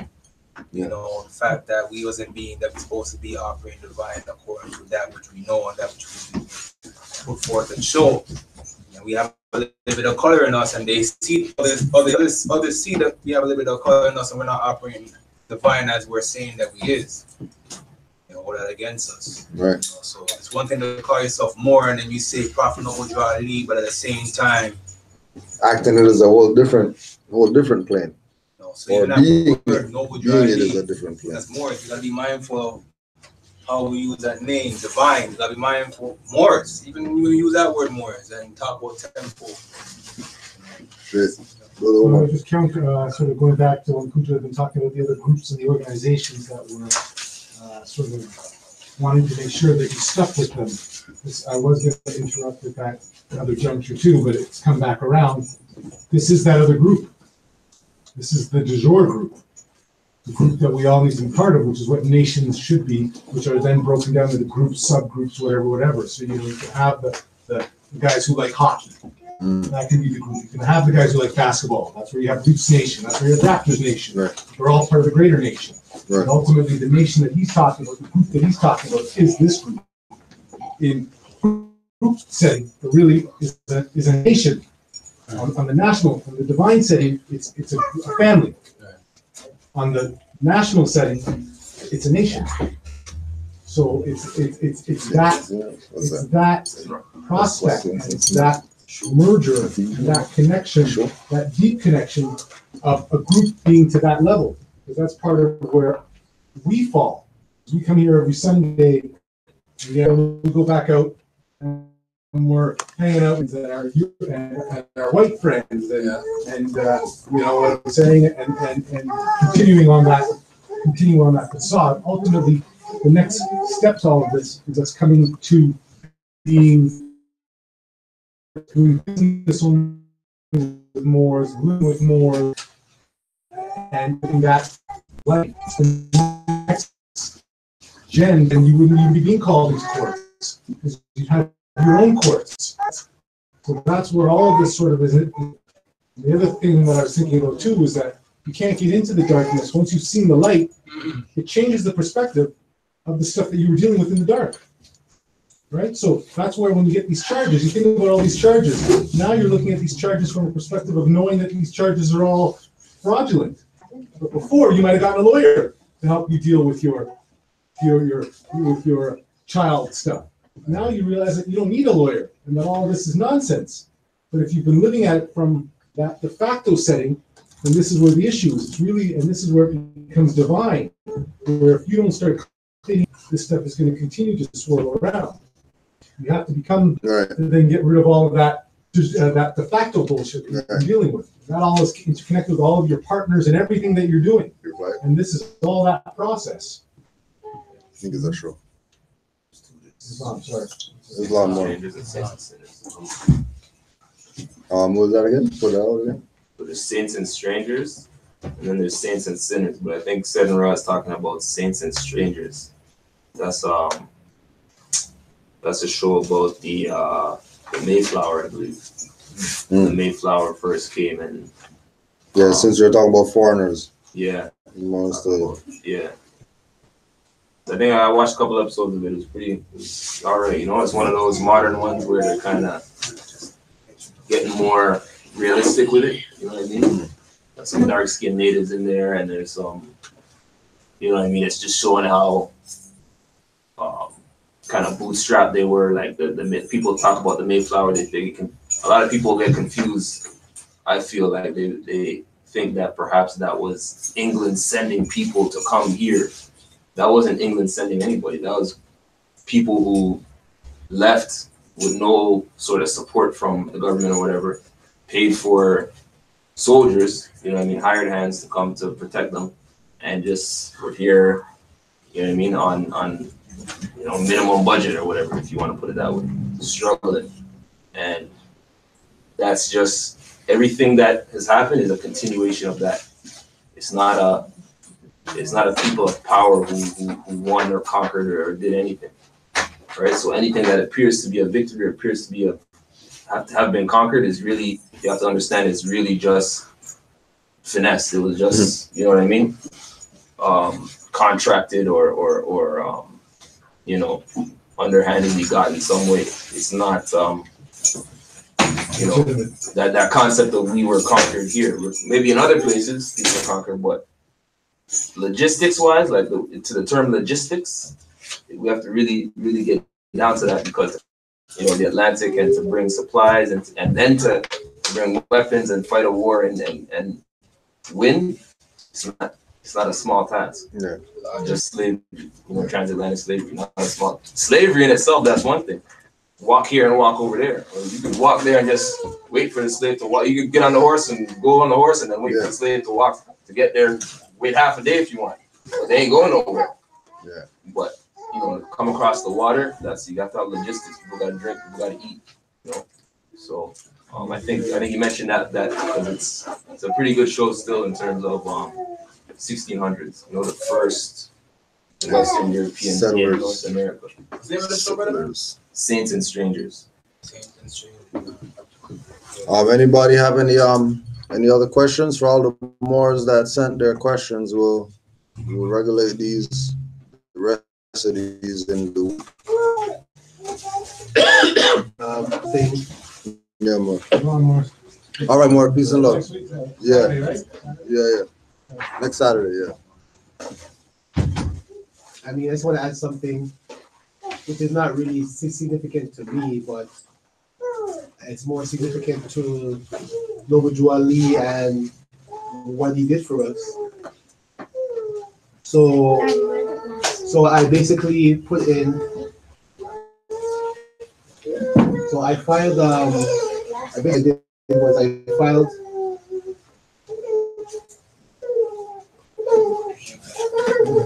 I filed so much stuff. I'm trying to remember. One way you put it, the one is that. Yeah, what people want to go? This same, did you have any employment for the work? Oh yeah, so this it was Equifax actually. So Equifax, I had a default judgment against Fro and the magistrate. I sent Equifax all the information, so I wasn't really expecting. I was just sending out the default to everybody I feel needs to know about the default. Right? So Equifax now, I did that last week, so this week they were calling me, but I wasn't really responding to them. I was like, why are they calling me for, right? But they left a message, so I called back just to see what they're saying. So the representative, he's like, oh yeah, are you Osiris? I was like, yeah. So they did address me as a national. And so they said, yeah, we got all this information. It specifically said we have 75 pages of information. And I can see here, you have, we can see here, you have 75, and we can see here, you have the Quran and 75 pages of information. The Quran. No, he said that, we see here that we have a package here, and we're trying to figure out, understand what's going on, and see how we could assist in all the stuff, right? Yeah. And this is what he said specifically, that we see here you have the Quran and 75 pages of other information here. So I'm thinking, so in my mind, why did he mention the Quran? When the Quran is not the main issue. The main issue is the default and the writ and the notices. That's the main. I just added the Quran as part of the package, all the stuff. I included our charter, I included the piece of friendship, I included the treaty of Deda, I included a whole bunch of stuff. Right? But its rep, he specifically mentioned the Quran and my 75 pages of info. Yeah. So I'm like, so really, they wasn't really saying anything I wanted to hear, but he just had to mention the Quran. Yeah. So, my perspective is being that is like prophets work. I mean, the groundwork is laid out. Like the Quran, whatever literature that he put out there, those are like affidavits or their writs are in its own way. You know what I mean? Where I know that this rep didn't go on his own to ask that. He was put up by the higher heads because ICC, the president of Equifax, and the CFO of Canada, who runs Equifax, those are the people I sent it to. So for him to be asking any specific, it wasn't specific, it was a general question, but he mentioned the Quran. So I just want to put that out there that the prophet work is powerful. Yes. Straight. I'm gonna also make a comment. Pertaining to I was reading the 17th of Quran. Talks about the Christ visiting the brotherhood and stuff like that. And There's certain one specific part, Essentially, yeah, it's talking about being divine. Once man sees himself, the whole point of what it's talking about, man's supposed to first admit, just, interject if I'm giving any correction, but man's supposed to acknowledge that first. Once it's dead, then the divine can come over and take place and resurrect. But the divine can't resurrect until it's dead, And when I hear it, I hear that niggerism and black and cold and African and all that. Once that's completely out of the mind state, then the resurrection has to take place, and the resurrection is the divine still. So when you make mention of, when you mention what you make mention more, Islam. Islam. Any other question? Yo, you did the wonderful, masterful job, yo. All we gotta do is implement. That's all. All we gotta do is implement. That's it. Which day was the conference call last time? Wednesday. Like Wednesday's the day you don't do any. Yeah. Otherwise, my time was there. Wednesday coming or just a Wednesday. You could pick any Wednesday. Should be straight. What time did you guys finish that conference call last time? 9:30 or something. Yeah. So what basically just to make the announcement now, what I want to start doing is doing a conference call on a more regular basis. We'll be recording them and then we'll just release them. Maybe some minor edit or whatever, but like basically just our build in terms of like whatever. Yeah, that's not a bad idea, because for me, sometimes I might slip or miss a little thing between there. Yeah. But if you do what you said and we go proceed after. Yeah. We can even have people come on, certain people. Whatever. Basically panel discussion and just build, just to keep the energy going, even if it's not official necessarily, but more like a show. You know what I mean? Like a podcast like that. So maybe not this Wednesday, Valentine's Day. But say we'll start like next week or the week after for sure, 21st or the 28th. Once I set it up, I'll let you guys know. But also, obviously, before that is this Sunday is the town hall. It's at Flemo, 1 p.m. Upstairs in the glass, like that first room. When you go upstairs, you'll see it overlooks like a glass room. The glass room, all the glass windows. So 1 o'clock, 1 p.m. February 18th, this Sunday. So the 16th, the 17th Saturday, we have. We're doing our second correcting Black History Month with Grand Street Nature next week Saturday. This coming Saturday. Yeah, Saturday coming. They're both at Flamo. Both 1 o'clock. Yeah, but. What time? 1. Yeah, 12:30, 1 o'clock. Well, this weekend basically we're at Flamo. Yeah.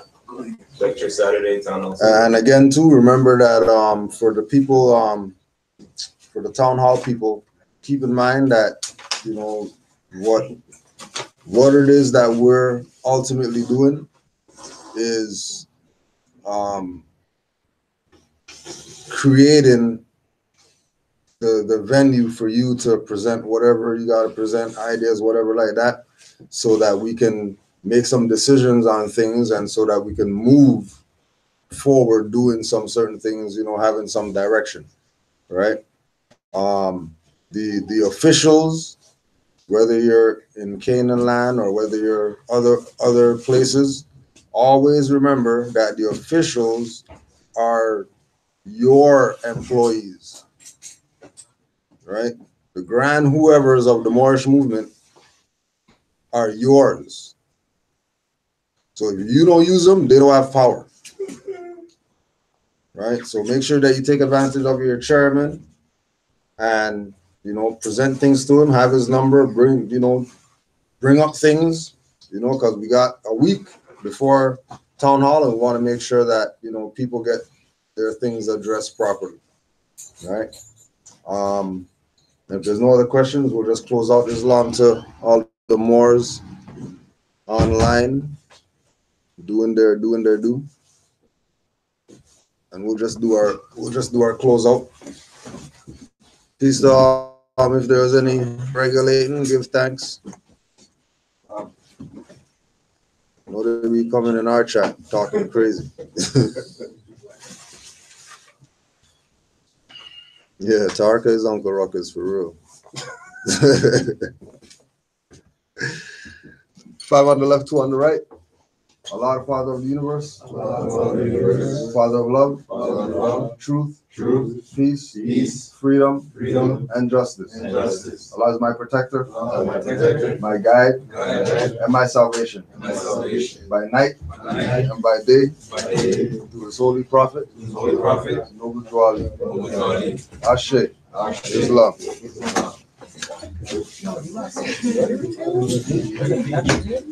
I don't think there's any building. Whatever's on the shelf, that's all that's there.